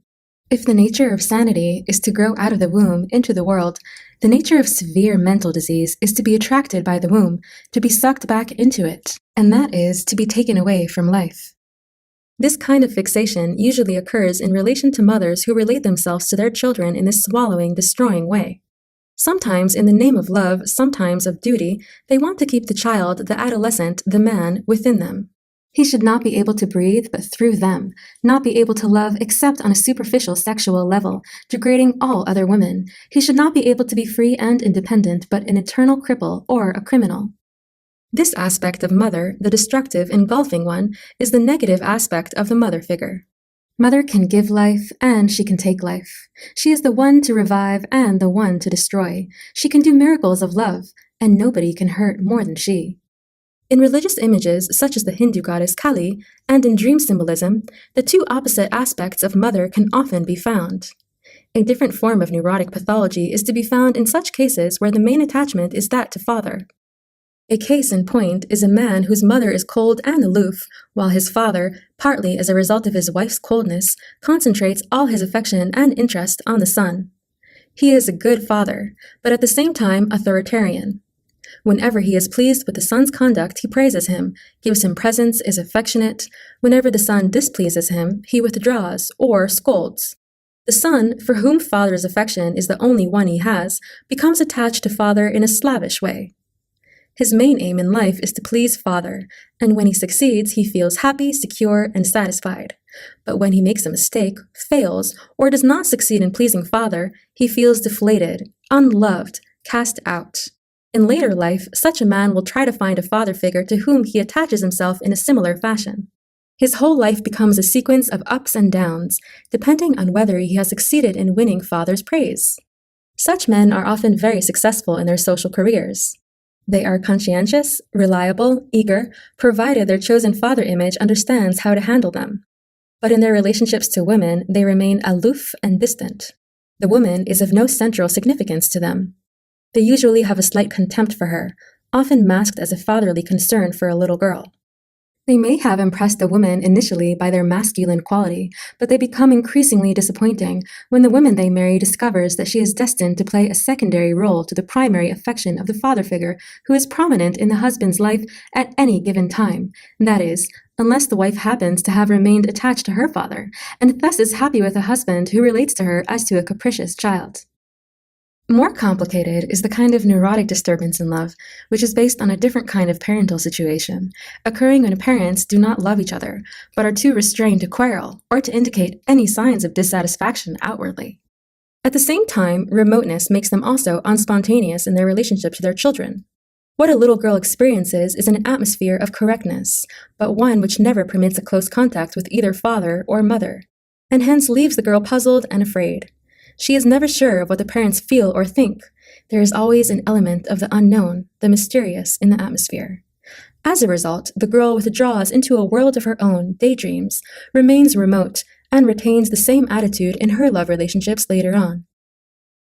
Furthermore, the withdrawal results in the development of intense anxiety, a feeling of not being firmly grounded in the world, and often leads to masochistic tendencies as the only way to experience intense excitement.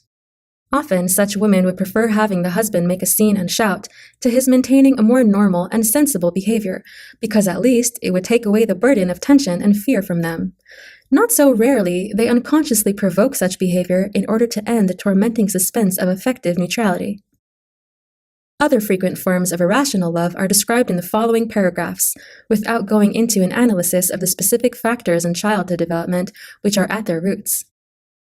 A form of pseudo-love, which is not infrequent and is often experienced, and more often described in moving pictures and novels as the great love, is idolatrous love. If a person has not reached the level where he has a sense of identity, of I-ness, rooted in the productive unfolding of his own powers, he tends to idolize the loved person. He is alienated from his own powers and projects them into the loved person, who is worshipped as the summum bonum, the bearer of all love, all light, all bliss. In this process, he deprives himself of all sense of strength, loses himself in the loved one instead of finding himself. Since usually no person can, in the long run, live up to the expectations of her or his idolatrous worshipper, disappointment is bound to occur, and as a remedy, a new idol is sought for, sometimes in an unending circle. What is characteristic for this type of idolatrous love is, at the beginning, the intensity and suddenness of the love experience.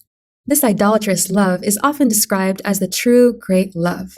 But while it is meant to portray the intensity and depth of love, it only demonstrates the hunger and despair of the idolater. Needless to say, it is not rare that two persons find each other in a mutual idolatry, which sometimes, in extreme cases, represents the picture of a folie douce. Another form of pseudo-love is what may be called sentimental love. Its essence lies in the fact that love is experienced only in fantasy, and not in the here and now relationship to another person who is real. The most widespread form of this type of love is that to be found in the vicarious love satisfaction experienced by the consumer of screen pictures, magazine love stories, and love songs. All the unfulfilled desires for love, union, and closeness find their satisfaction in the consumption of these products. A man and a woman who in relation to their spouses are incapable of ever penetrating the wall of separateness are moved to tears when they participate in the happy or unhappy love story of the couple on the screen.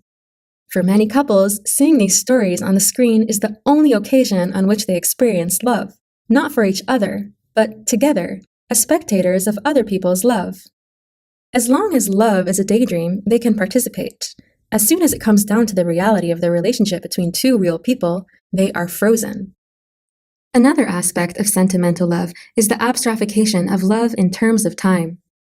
A couple may be deeply moved by memories of their past love, although when this past was present, no love was experienced, or the fantasies of their future love. How many engaged or newly married couples dream of their bliss of love to take place in the future, while at the very moment at which they live they are already beginning to be bored with each other? This tendency coincides with the general attitude characteristic of modern man. He lives in the past or in the future, but not in the present. He remembers sentimentally his childhood and his mother, or he makes happy plans for the future. Whether love is experienced vicariously by participating in fictitious experiences of others, or whether it is shifted away from the present to the past or the future, this abstractified and alienated form of love serves as an opiate which alleviates the pain of reality, the aloneness and separateness of the individual. Still, another form of neurotic love lies in the use of projective mechanisms for the purpose of avoiding one's own problems and being concerned with the defects and frailties of the loved person instead. Individuals behave in this respect very much as groups, nations, or religions do. They have a fine appreciation for even the minor shortcomings of the other person and go blissfully ahead ignoring their own, always busy trying to accuse or to reform the other person. If two people both do it, as is so often the case, the relationship of love becomes transformed into one of mutual projection.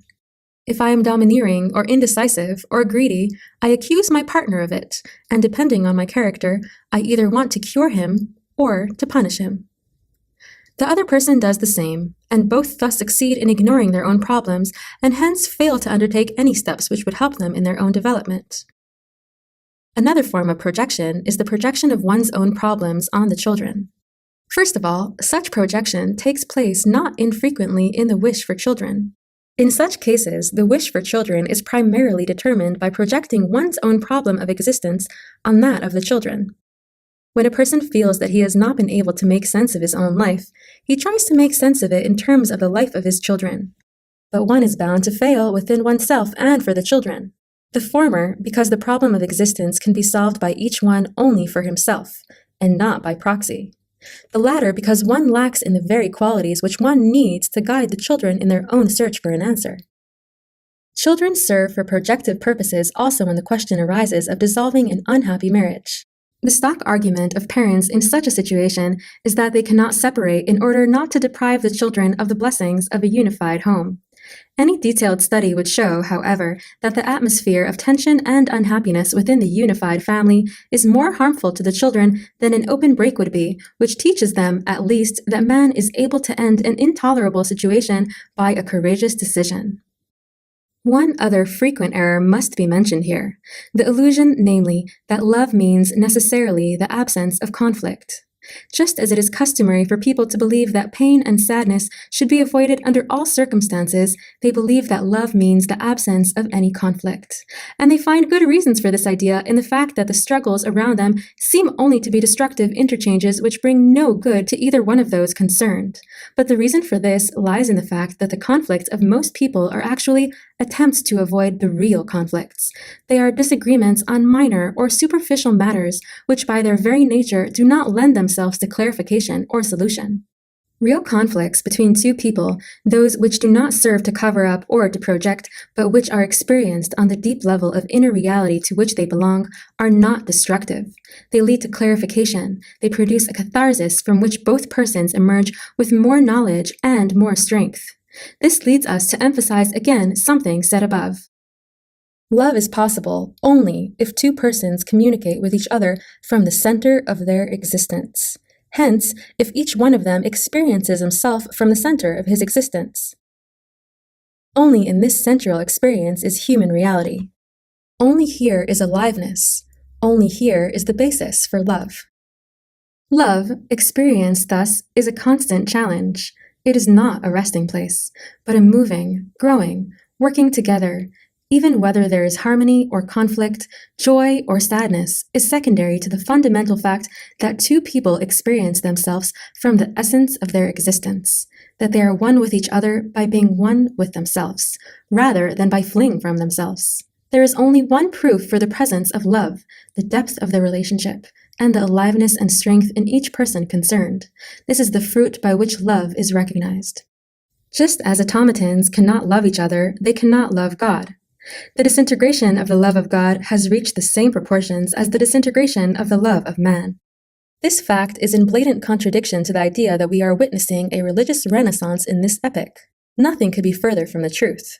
What we witness, even though there are exceptions, is a regression to an idolatric concept of God and a transformation of the love of God into a relationship fitting an alienated character structure. The regression to an idolatric concept of God is easy to see. People are anxious without principles or faith. They find themselves without an aim except the one to move ahead. Hence, they continue to remain children, to hope for father or mother to come to their help when help is needed. True, in religious cultures like that of the Middle Ages, the average man also looked at God as to a helping father and mother. But at the same time, he took God seriously also, in the sense that the paramount goal of his life was to live according to God's principles, to make salvation the supreme concern to which all other activities were subordinated. Today, nothing of such effort is present. Daily life is strictly separated from any religious values. It is devoted to the striving for material comforts and for success on the personality market. The principles on which our secular efforts are built are those of indifference and egotism, the latter often labeled as individualism or individual initiative. Men of truly religious cultures may be compared with children at the age of 8, who need father as a helper, but who begin to adopt his teachings and his principles in their lives. Contemporary man is rather like a child of 3, who cries for father when he needs him, and otherwise is quite self-sufficient when he can play. In this respect, in the infantile dependence on the anthropomorphic picture of God without the transformation of life according to the principles of God, we are closer to a primitive idolatric tribe than to the religious culture of the Middle Ages. In another respect, our religious situation shows features which are new and characteristic only of contemporary Western capitalistic society. I can refer to statements made in a previous part of this book. Modern man has transformed himself into a commodity. He experiences his life energy as an investment with which he should make the highest profit, considering his position and the situation on the personality market. He is alienated from himself, from his fellow men, and from nature. His main aim is profitable exchange of his skills, knowledge, and of himself, his personality package, with others who are equally intent on a fair and profitable exchange. Life has no goal except the one to move, no principle except the one of fair exchange, no satisfaction except the one to consume. What can the concept of God mean under these circumstances? It is transformed from its original religious meaning into one fitting the alienated culture of success. In the religious revival of recent times, the belief in God has been transformed into a psychological device to make one better fitted for the competitive struggle. Religion allies itself with autosuggestion and psychotherapy to help man in his business activities. In the 20s, one had not yet called upon God for purposes of improving one's personality. The bestseller in the year 1938, Dale Carnegie's How to Win Friends and Influence People, remained on a strictly secular level. What was the function of Carnegie's book at the time is the function of our greatest bestseller today, The Power of Positive Thinking by the Reverend N.V. Peale. In this religious book, it is not even questioned whether our dominant concern with success is in itself in accordance with the spirit of monotheistic religion.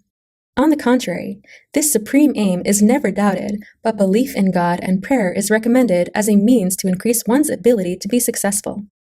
Just as modern psychiatrists recommend happiness of the employee in order to be more appealing to the customers, some ministers recommend love of God to be more successful. Make God your partner means to make God a partner in business, rather than to become one with him in love, justice, and truth. Just as brotherly love has been replaced by impersonal fairness, God has been transformed into a remote general director of Universe Incorporated. You know that he is there. He runs the show, although it would probably run without him too. You never see him, but you acknowledge his leadership, while you are doing your part.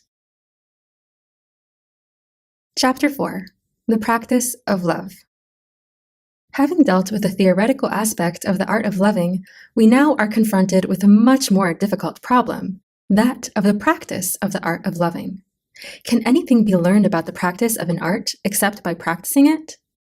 The difficulty of the problem is enhanced by the fact that most people today, hence many readers of this book, expect to be given prescriptions of how to do it yourself, and that means, in our case, to be taught how to love. I am afraid that anyone who approaches this last chapter in this spirit will be gravely disappointed. To love is a personal experience which everyone can only have by and for himself. In fact, there is hardly anybody who has not had this experience in a rudimentary way, at least as a child, an adolescent, an adult. What the discussion of the practice of love can do is to discuss the premises of the art of loving, the approaches to it, as it were, and the practice of these premises and approaches. The steps toward the goal can be practiced only by oneself, and discussion ends before the decisive step is taken. Yet, I believe that the discussion of the approaches may be helpful for the mastery of the art, for those at least who have freed themselves from expecting prescriptions. The practice of any art has certain general requirements, quite regardless of whether we deal with the art of carpentry, medicine, or the art of love. First of all, the practice of an art requires discipline. I shall never be good at anything if I do not do it in a disciplined way. Anything I do only if I am in the mood may be a nice or amusing hobby, but I shall never become a master in that art. But the problem is not only that of discipline in the practice of the particular art, say practicing every day a certain amount of hours, but it is that of discipline in one's whole life. One might think that nothing is easier to learn for a modern man than discipline. Does he not spend 8 hours a day in a most disciplined way at a job which is strictly routinized? The fact, however, is that modern man has exceedingly little self-discipline outside of the sphere of work. When he does not work, he wants to be lazy, to slouch, or, to use a nicer word, to relax. This very wish for laziness is largely a reaction against the routinization of life. Just because man is forced for 8 hours a day to spend his energy for purposes not his own, in ways not his own, but prescribed for him by the rhythm of the work, he rebels, and his rebelliousness takes the form of an infantile self-indulgence. In addition, in the battle against authoritarianism, he has become distrustful of all discipline, of that enforced by irrational authority, as well as of rational discipline imposed by himself. Without such discipline, however, life becomes shattered, chaotic, and lacks in concentration. That concentration is a necessary condition for the mastery of an art is hardly necessary to prove. Anyone who ever tried to learn an art knows this. Yet, even more than self-discipline, concentration is rare in our culture. On the contrary, our culture leads to an unconcentrated and diffused mode of life, hardly paralleled anywhere else. You do many things at once. You read, listen to the radio, talk, smoke, eat, drink. You are the consumer with the open mouth, eager and ready to swallow everything. Pictures, liquor, knowledge. This lack of concentration is clearly shown in our difficulty in being alone with ourselves. To sit still without talking, smoking, reading, drinking is impossible for most people. They become nervous and fidgety and must do something with their mouths or their hands. Smoking is one of the symptoms of this lack of concentration. It occupies hand, mouth, eye, and nose. A third factor is patience. Again, anyone who ever tried to master an art knows that patience is necessary if you want to achieve anything. If one is after quick results, one never learns an art. Yet, for modern man, patience is as difficult to practice as discipline and concentration. Our whole industrial system fosters exactly the opposite: quickness. All our machines are designed for quickness. The car and airplane bring us quickly to our destination, and the quicker, the better. The machine that can produce the same quantity in half the time is twice as good as the older and slower one. Of course, there are important economic reasons for this, but as in so many other aspects, human values have become determined by economic values. What is good for machines must be good for man. So goes the logic. Modern man thinks he loses something, time, when he does not do things quickly. Yet, he does not know what to do with the time he gains, except kill it. Eventually, a condition of learning any art is a supreme concern with the mastery of the art. If the art is not something of supreme importance, the apprentice will never learn it. He will remain, at best, a good dilettante, but will never become a master. This condition is as necessary for the art of loving as for any other art. It seems, though, as if the proportion between masters and dilettantes is more heavily weighed in favor of the dilettante in the art of loving than is the case with other arts. One more point must be made with regard to the general conditions of learning an art. One does not begin to learn an art directly, but indirectly, as it were. One must learn a great number of other and often seemingly disconnected things before one starts with the art itself. An apprentice in carpentry begins by learning how to plane wood. An apprentice in the art of piano playing begins by practicing scales. An apprentice in the Zen art of archery begins by doing breathing exercises. If one wants to become a master in any art, one's whole life must be devoted to it, or at least related to it. One's own person becomes an instrument in the practice of the art, and must be kept fit according to the specific functions it has to fulfill. With regard to the art of loving, this means that everyone who aspires to become a master in this art must begin by practicing discipline, concentration, and practice throughout every phase of his life. How does one practice discipline? Our grandfathers would have been much better equipped to answer this question. Their recommendation was to get up early in the morning, not to indulge in unnecessary luxuries, to work hard. This type of discipline had obvious shortcomings. It was rigid and authoritarian, was centered around the virtues of frugality and saving, and in many ways was hostile to life.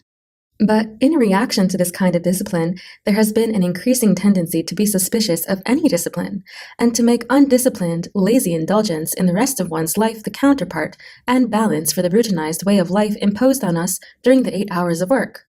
To get up at a regular hour, to devote a regular amount of time during the day to activities such as meditating, reading, listening to music, walking, not to indulge, at least not beyond a certain minimum, in escapist activities like mystery stories and movies. Not to overeat or overdrink are some obvious and rudimentary rules. It is essential, however, that discipline should not be practiced like a rule imposed on oneself from the outside, but that it becomes an expression of one's own will, that it is felt as pleasant, and that one slowly accustoms oneself to a kind of behavior which one would eventually miss if one stopped practicing it. It is one of the unfortunate aspects of our Western concept of discipline, as of every virtue, that its practice is supposed to be somewhat painful, and only if it is painful can it be good. The East has recognized long ago that that which is good for man, for his body, and for his soul must also be agreeable, even though at the beginning some resistances must be overcome. Concentration is by far more difficult to practice in our culture, in which everything seems to act against the ability to concentrate. The most important step in learning concentration is to learn to be alone with oneself, without reading, listening to the radio, smoking, or drinking. Indeed, to be able to concentrate means to be able to be alone with oneself, and this ability is precisely a condition for the ability to love. If I am attached to another person because I cannot stand on my own feet, he or she may be a lifesaver, but the relationship is not one of love. Paradoxically, the ability to be alone is the condition for the ability to love. Anyone who tries to be alone with himself will discover how difficult it is. He will begin to feel restless, fidgety, or even to sense considerable anxiety. He will be prone to rationalize his unwillingness to go on with this practice by thinking that it has no value, is just silly, that it takes too much time, and so on, and so on. He will also observe that all sorts of thoughts come to his mind which take possession of him. He will find himself thinking about his plans for later in the day, or about some difficulty in a job he has to do, or where to go in the evening, or about any number of things that will fill his mind, rather than permitting it to empty itself. It would be helpful to practice a very few simple exercises, as, for instance, to sit in a relaxed position, neither slouching nor rigid, to close one's eyes, and to try to see a white screen in front of one's eyes, and to try to remove all interfering pictures and thoughts. Then, to try to follow one's breathing. Not to think about it, nor force it, but to follow it, and in doing so, to sense it. Furthermore, to try to have a sense of I, myself, as the center of my powers, as the creator of my world.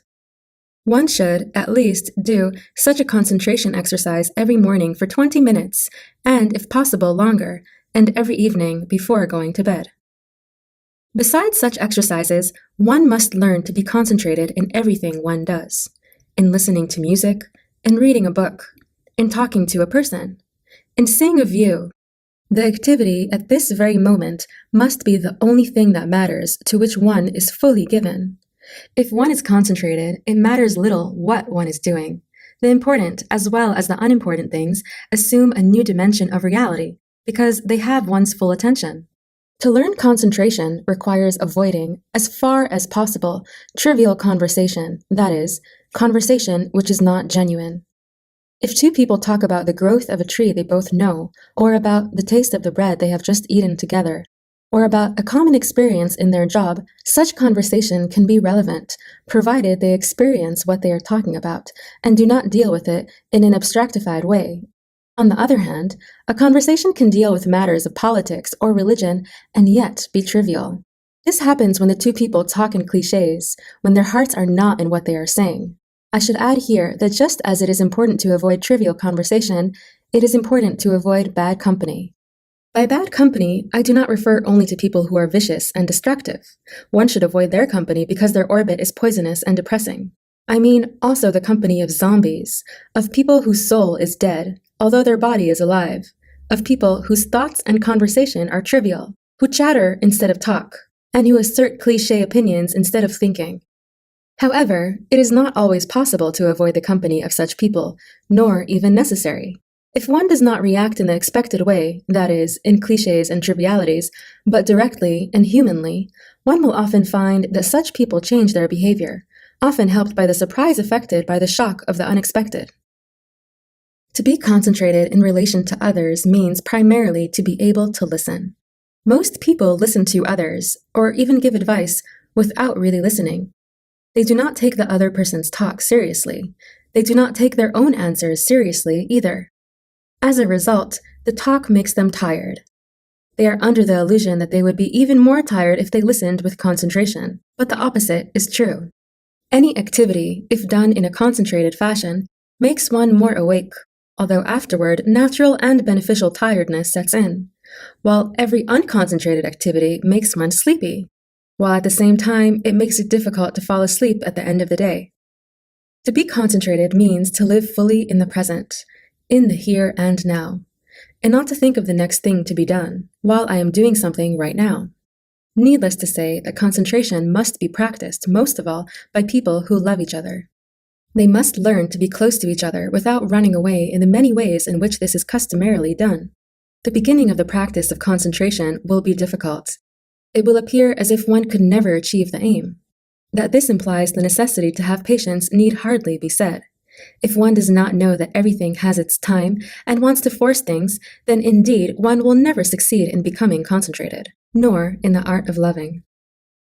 To have an idea of what patience is, one need only watch a child learning to walk. It falls, falls again, and falls again, and yet it goes on trying, improving, until one day it walks without falling. What could the grown-up person achieve if he had the child's patience and its concentration in the pursuits which are important to him? One cannot learn to concentrate without becoming sensitive to oneself. What does this mean? Should one think about oneself all the time, analyze oneself, or what? If we were to talk about being sensitive to a machine, there would be little difficulty in explaining what it meant. Anybody, for instance, who drives a car is sensitive to it. Even a small, unaccustomed noise is noticed, and so is a small change in the pickup of the motor. In the same way, the driver is sensitive to changes in the road surface, to movements of the cars before and behind him. Yet, he is not thinking about all these factors. His mind is in a state of relaxed alertness, open to all relevant changes in the situation on which he is concentrated, that of driving his car safely. If we look at the situation of being sensitive to other human beings, we find the most obvious example in the sensitiveness and responsiveness of a mother to her baby. She notices certain bodily changes, demands, anxieties, before they are overtly expressed. She wakes up because of her child's crying, where another and much louder sound would not waken her. All this means that she is sensitive to the manifestations of the child's life. She is not anxious or worried, but in a state of alert equilibrium, receptive to any significant communication coming from the child. In the same way, one can be sensitive toward oneself. One is aware, for instance, of a sense of tiredness or depression, and instead of giving into it and supporting it by depressive thoughts which are always at hand, one asks oneself, what happened? Why am I depressed? The same is done by noticing when one is irritated or angry, or tending to daydreaming, or other escape activities. In each of these instances, the important thing is to be aware of them, and not to rationalize them in the 1,001 ways in which this can be done. Furthermore, to be open to our own inner voice, which will tell us, often rather immediately, why we are anxious, depressed, irritated. The average person has a sensitivity toward his bodily processes. He notices changes, or even small amounts of pain. This kind of bodily sensitivity is relatively easy to experience because most persons have an image of how it feels to be well. The same sensitivity toward one's mental health processes is much more difficult because many people have never known a person who functions optimally. They take the psychic functioning of their parents and relatives, or of the social group they have been born into, as the norm, and as long as they do not differ from these, they feel normal and without interest in observing anything. There are many people, for instance, who have never seen a loving person, or a person with integrity, or courage, or concentration. It is quite obvious that in order to be sensitive to oneself, one has to have an image of complete, healthy human functioning. And how one is to acquire such an experience if one has not had it in one's own childhood or later in life? There is certainly no simple answer to this question, but the question points to one very critical factor in our educational system. While we teach knowledge, we are losing that teaching which is the most important one for human development, the teaching which can only be given by the simple presence of a mature, loving person. In previous epochs of our own culture, or in China and India, the man most highly valued was the person with outstanding spiritual qualities. Even the teacher was not only, or even primarily, a source of information, but his function was to convey certain human attitudes. In contemporary capitalistic society, and the same holds true for Russian communism, the men suggested for admiration and emulation are everything but bearers of significant spiritual qualities.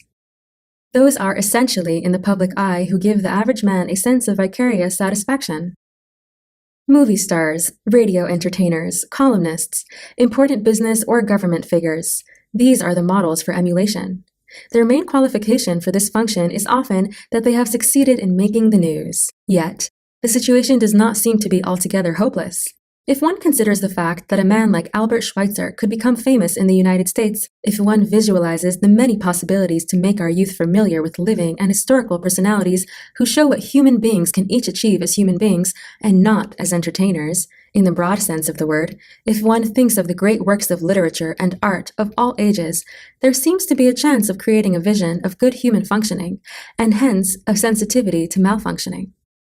If we should not succeed in keeping alive a vision of mature life, then indeed we are confronted with the probability that our whole cultural tradition will break down. This tradition is not primarily based on the transmission of certain kinds of knowledge, but of certain kinds of human traits. If the coming generations will not see these traits anymore, a 5,000-year-old culture will break down, even if its knowledge is transmitted and further developed. Thus far, I have discussed what is needed for the practice of any art. Now, I shall discuss those qualities which are of specific significance for the ability to love. According to what I said about the nature of love, the main condition for the achievement of love is the overcoming of one's narcissism. The narcissistic orientation is one in which one experiences as real only that which exists within oneself, while the phenomena in the outside world have no reality in themselves, but are experienced only from the viewpoint of their being useful or dangerous to one. The opposite pole to narcissism is objectivity. It is the faculty to see people and things as they are, objectively, and to be able to separate this objective picture from a picture which is formed by one's desires and fears. All forms of psychosis show the inability to be objective to an extreme degree. For the insane person, the only reality that exists is that within him, that of his fears and desires. He sees the world outside as symbols of his inner world, as his creation. All of us do the same when we dream. In the dream, we produce events. We stage dramas, which are the expression of our wishes and fears, although sometimes also of our insights and judgment. And while we are asleep, we are convinced that the product of our dreams is as real as the reality which we perceive in our waking state. The insane person or the dreamer fails completely in having an objective view of the world outside, but all of us are more or less insane, or more or less asleep.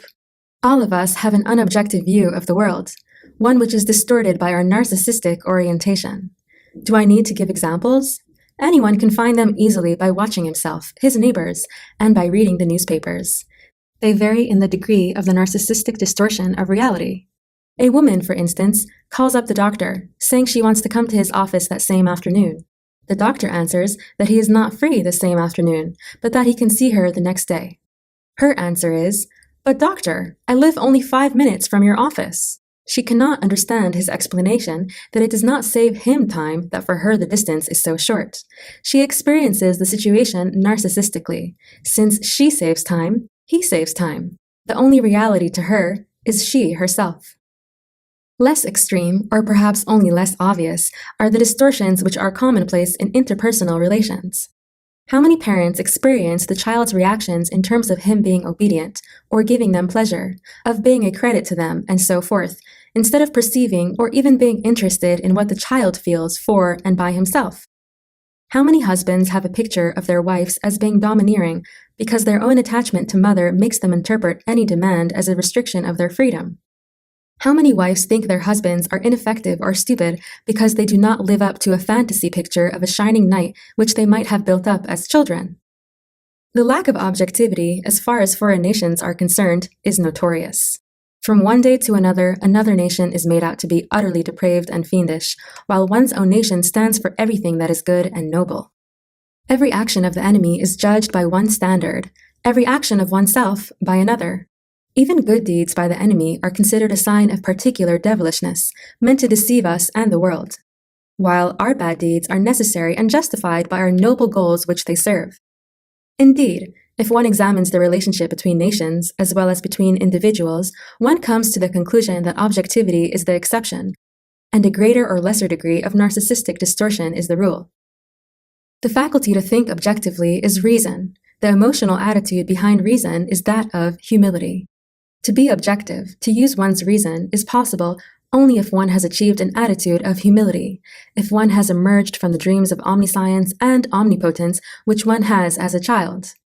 In terms of this discussion of the practice of the art of loving, this means love being dependent on the relative absence of narcissism. It requires the development of humility, objectivity, and reason.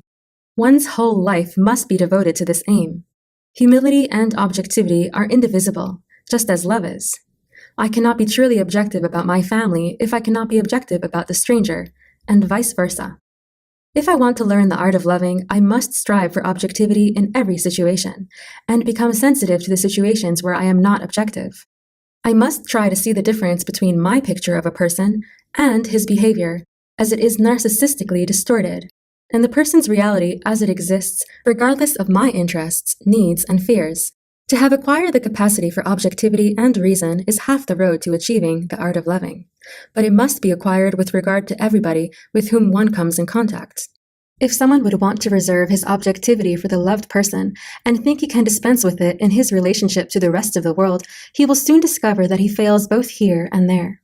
The ability to love depends on one's capacity to emerge from narcissism and from the insensuous fixation to mother and clan.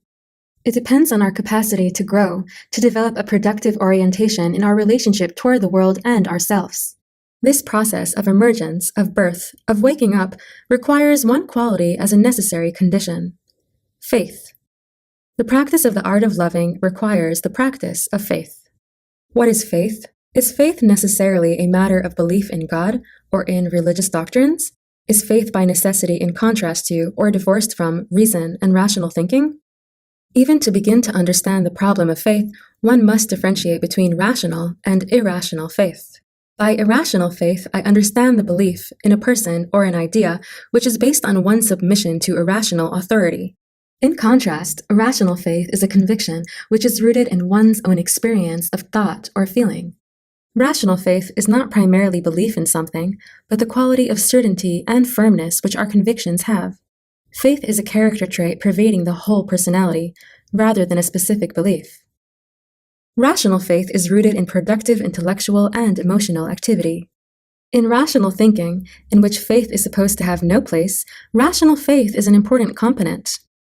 How does the scientist, for instance, arrive at a new discovery? Does he start with making experiment after experiment, gathering fact after fact, without having a vision of what he expects to find? Rarely has a truly important discovery in any field been made in this way, nor have people arrived at important conclusions when they were merely chasing a fantasy.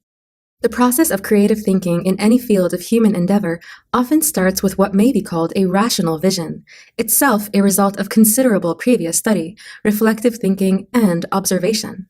When the scientist succeeded in gathering enough data, or in working out a mathematical formulation to make his original vision highly plausible, he may be said to have arrived at a tentative hypothesis. A careful analysis of the hypothesis in order to discern its implications, and the amassing of data which support it, lead to a more adequate hypothesis and eventually, perhaps to its inclusion in a wide-ranging theory. The history of science is replete with instances of faith in reason and visions of truth. Copernicus, Kepler, Galileo, and Newton were all imbued with an unshakable faith in reason. For this, Bruno was burnt at the stake and Spinoza suffered excommunication. At every step, from the conception of a rational vision to the formulation of a theory, faith is necessary. Faith in the vision as a rationally valid aim to pursue, faith in the hypothesis as a likely and plausible proposition, and faith in the final theory, at least until a general consensus about its validity has been reached. This faith is rooted in one's own experience, in the confidence in one's power of thought, observation, and judgment. While irrational faith is the acceptance of something as true only because an authority or the majority say so, rational faith is rooted in an independent conviction based upon one's own productive observing and thinking in spite of the majority's opinion. Thought and judgment are not the only realm of experience in which rational faith is manifested. In the sphere of human relations, faith is an indispensable quality of any significant friendship or love. Having faith in another person means to be certain of the reliability and unchangeability of his fundamental attitudes, of the core of his personality, of his love. By this, I do not mean that a person may not change his opinions, but that his basic motivations remain the same. That, for instance, his respect for life and human dignity is part of himself, not subject to change. In the same sense, we have faith in ourselves. We are aware of the existence of a self, of a core in our personality which is unchangeable and which persists throughout our life in spite of varying circumstances, and regardless of certain changes in opinions and feelings. It is this core which is the reality behind the word I, and on which our conviction of our own identity is based. Unless we have faith in the persistence of ourself, our feeling of identity is threatened, and we become dependent on other people whose approval then becomes the basis for our feeling of identity. Only the person who has faith in himself is able to be faithful to others, because only he can be sure that he will be the same at a future time as he is today, and therefore that he will feel and act as he now expects to. Faith in oneself is a condition for our ability to promise, and since, as Nietzsche said, man can be defined by his capacity to promise, faith is one of the conditions of human existence. What matters in relation to love is the faith in one's own love, in its ability to produce love in others, and in its reliability. Another meaning of having faith in a person refers to the faith we have in the potentialities of others. The most rudimentary form in which this faith exists is the faith which the mother has toward her newborn baby, that it will live, grow, walk, and talk. However, the development of the child in this respect occurs with such regularity that the expectation of it does not seem to require faith. It is different with those potentialities which can fail to develop, the child's potentialities to love, to be happy, to use his reason, and more specific potentialities like artistic gifts. They are the seeds which grow and become manifest if the proper conditions for their development are given, and they can be stifled if these are absent. One of the most important of these conditions is that the significant person in a child's life have faith in these potentialities. The presence of this faith makes the difference between education and manipulation. Education is identical with helping the child realize his potentialities. The opposite of education is manipulation, which is based on the absence of faith in the growth of potentialities, and on the conviction that a child will be right only if the adults put into him what is desirable and suppress what seems to be undesirable. There is no need of faith in the robot, since there is no life in it either. The faith in others has its culmination in faith in mankind. In the Western world, this faith was expressed in religious terms in the Judeo-Christian religion, and in secular language it has found its strongest expression in the humanistic political and social ideas of the last 150 years. Like the faith in the child, it is based on the idea that the potentialities of man are such that, given the proper conditions, he will be capable of building a social order governed by the principles of equality, justice, and love. Man has not yet achieved the building of such an order, and therefore the conviction that he can do so requires faith. But like all rational faith, this too is not wishful thinking, but based upon the evidence of the past achievements of the human race and on the inner experience of each individual, on his own experience of reason and love. While irrational faith is rooted in submission to a power which is felt to be overwhelmingly strong, omniscient, and omnipotent, and in the abdication of one's own power and strength, rational faith is based upon the opposite experience. We have this faith in a thought because it is the result of our own observation and thinking. We have faith in the potentialities of others, of ourselves, and of mankind, because, and only to the degree to which we have experienced the growth of our own potentialities, the reality of growth in ourselves, the strength of our own power of reason, and of love. The basis of rational faith is productiveness. To live by our own faith means to live productively. It follows that the belief in power, in the sense of domination, and the use of power are the reverse of faith. To believe in power that exists is identical with disbelief in the growth of potentialities which are yet unrealized. It is a prediction of the future based solely on the manifest present. But it turns out to be a grave miscalculation, profoundly irrational in its oversight of the human potentialities and human growth. There is no rational faith in power. There is submission to it, or, on the part of those who have it, the wish to keep it. While to many power seems to be the most real of all things, the history of man has proved it to be the most unstable of all human achievements. Because of the fact that faith and power are mutually exclusive, all religions and political systems which originally are built on rational faith become corrupt and eventually lose what strength they have if they rely on power or ally themselves with it. To have faith requires courage, the ability to take a risk, the readiness even to accept pain and disappointment. Whoever insists on safety and security as primary conditions of life cannot have faith. Whoever shuts himself off in a system of defense, where distance and possession are his means of security, makes himself a prisoner. To be loved and to love need courage, the courage to judge certain values as of ultimate concern, and to take the jump and stake everything on these values. This courage is very different from the courage of which that famous braggart Mussolini spoke when he used the slogan to live dangerously. His kind of courage is the courage of nihilism. It is rooted in a destructive attitude toward life, in the willingness to throw away life because one is incapable of loving it. The courage of despair is the opposite of the courage of love, just as the faith in power is the opposite of the faith in life. Is there anything to be practiced about faith and courage? Indeed, faith can be practiced at every moment. It takes faith to bring up a child. It takes faith to fall asleep. It takes faith to begin any work. But we all are accustomed to having this kind of faith. Whoever does not have it suffers from over-anxiety about his child, or from insomnia, or from the inability to do any kind of productive work, or he is suspicious, restrained from being close to anybody, or hypochondrial, or unable to make any long-range plans. To stick to one's judgment about a person, even if public opinion or some unforeseen facts seem to invalidate it, to stick to one's convictions, even though they are unpopular, all this requires faith and courage. To take the difficulties, setbacks, and sorrows of life as a challenge which to overcome makes us stronger, rather than as unjust punishment which should not happen to us, requires faith and courage. The practice of faith and courage begins with the small details of daily life.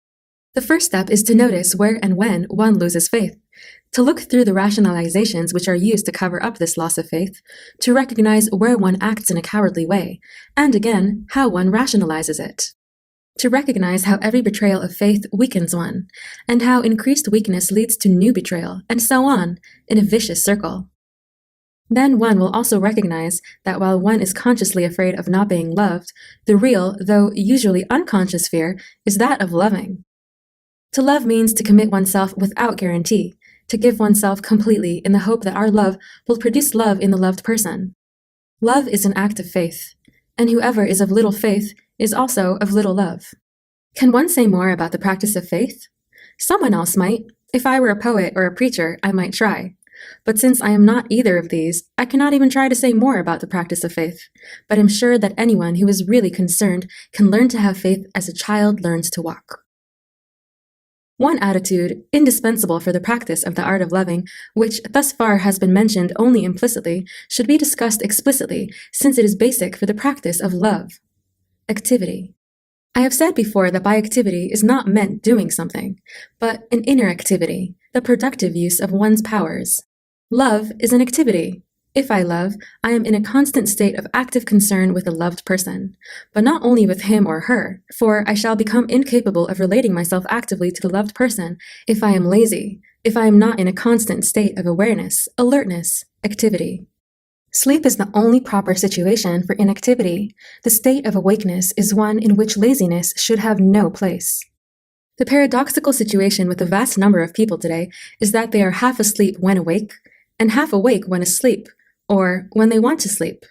To be fully awake is the condition for not being bored, or being boring, and indeed, not to be bored or boring is one of the main conditions for loving.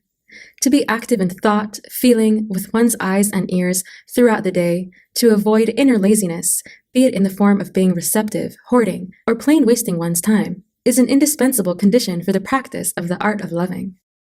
It is an illusion to believe that one can separate life in such a way that one is productive in the sphere of love and unproductive in all other spheres.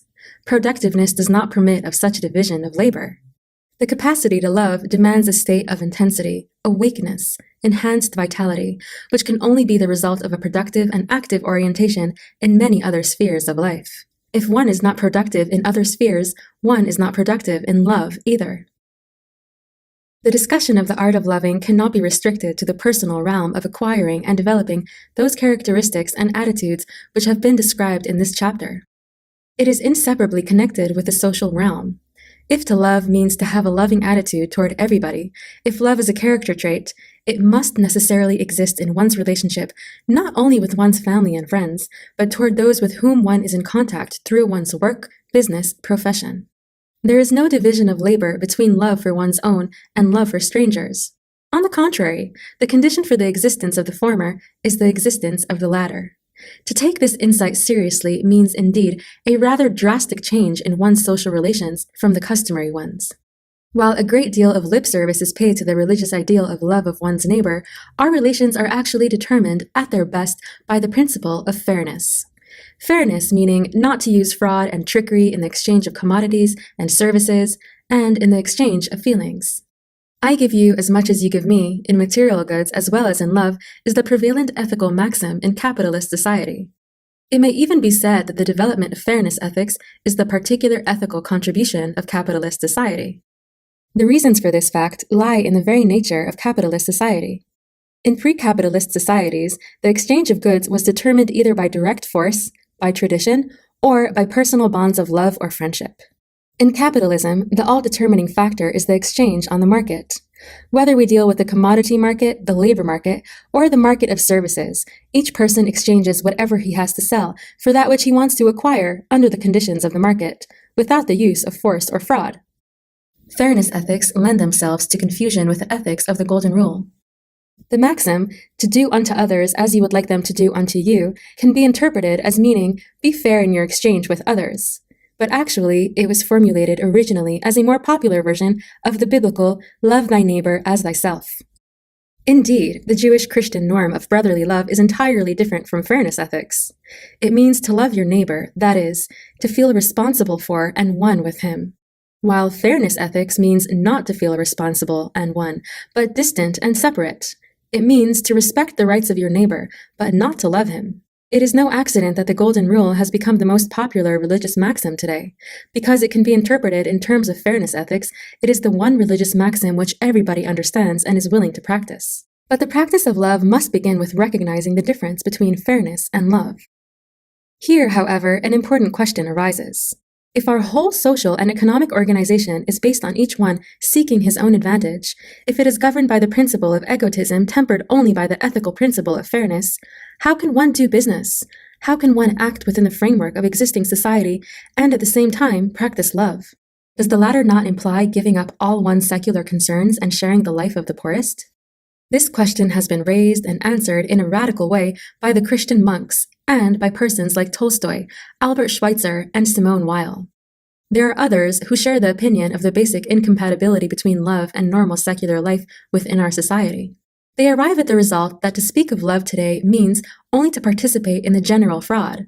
They claim that only a martyr or a mad person can love in the world of today, hence that all discussion of love is nothing but preaching.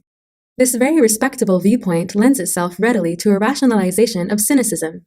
Actually, it is shared implicitly by the average person who feels, I would like to be a good Christian, but I would have to starve if I meant it seriously. This radicalism results in moral nihilism. Both the radical thinkers and the average person are unloving automatons, and the only difference between them is that the latter is not aware of it, while the former knows it and recognizes the historical necessity of this fact. I am of the conviction that the answer of the absolute incompatibility of love and normal life is correct only in an abstract sense. The principle underlying capitalistic society and the principle of love are incompatible, but modern society, seen concretely, is a complex phenomena. A salesman of a useless commodity, for instance, cannot function economically without lying. A skilled worker, a chemist, or a physician can.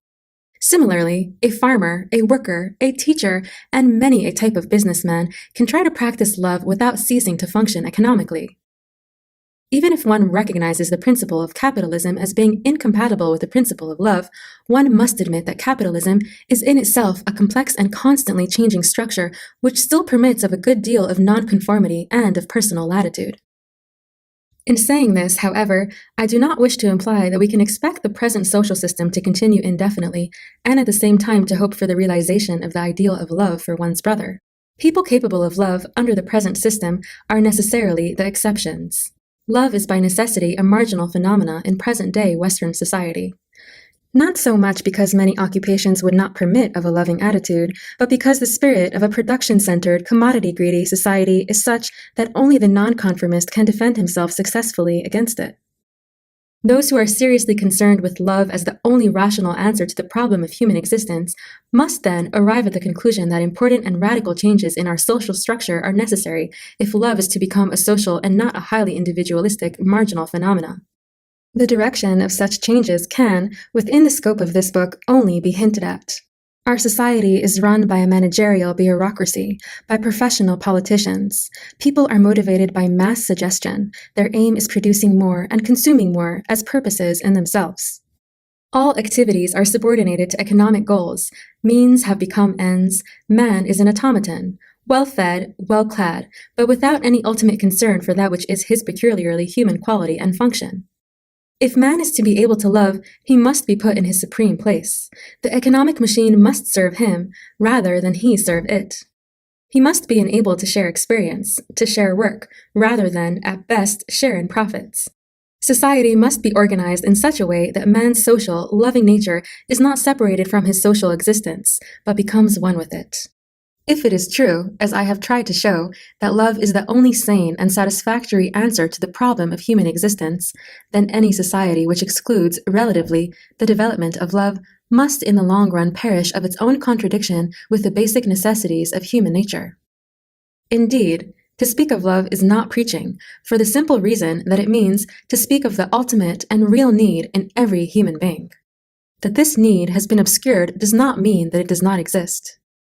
To analyze the nature of love is to discover its general absence today and to criticize the social conditions which are responsible for this absence.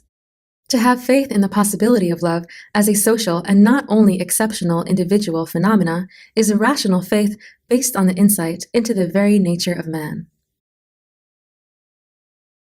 The End.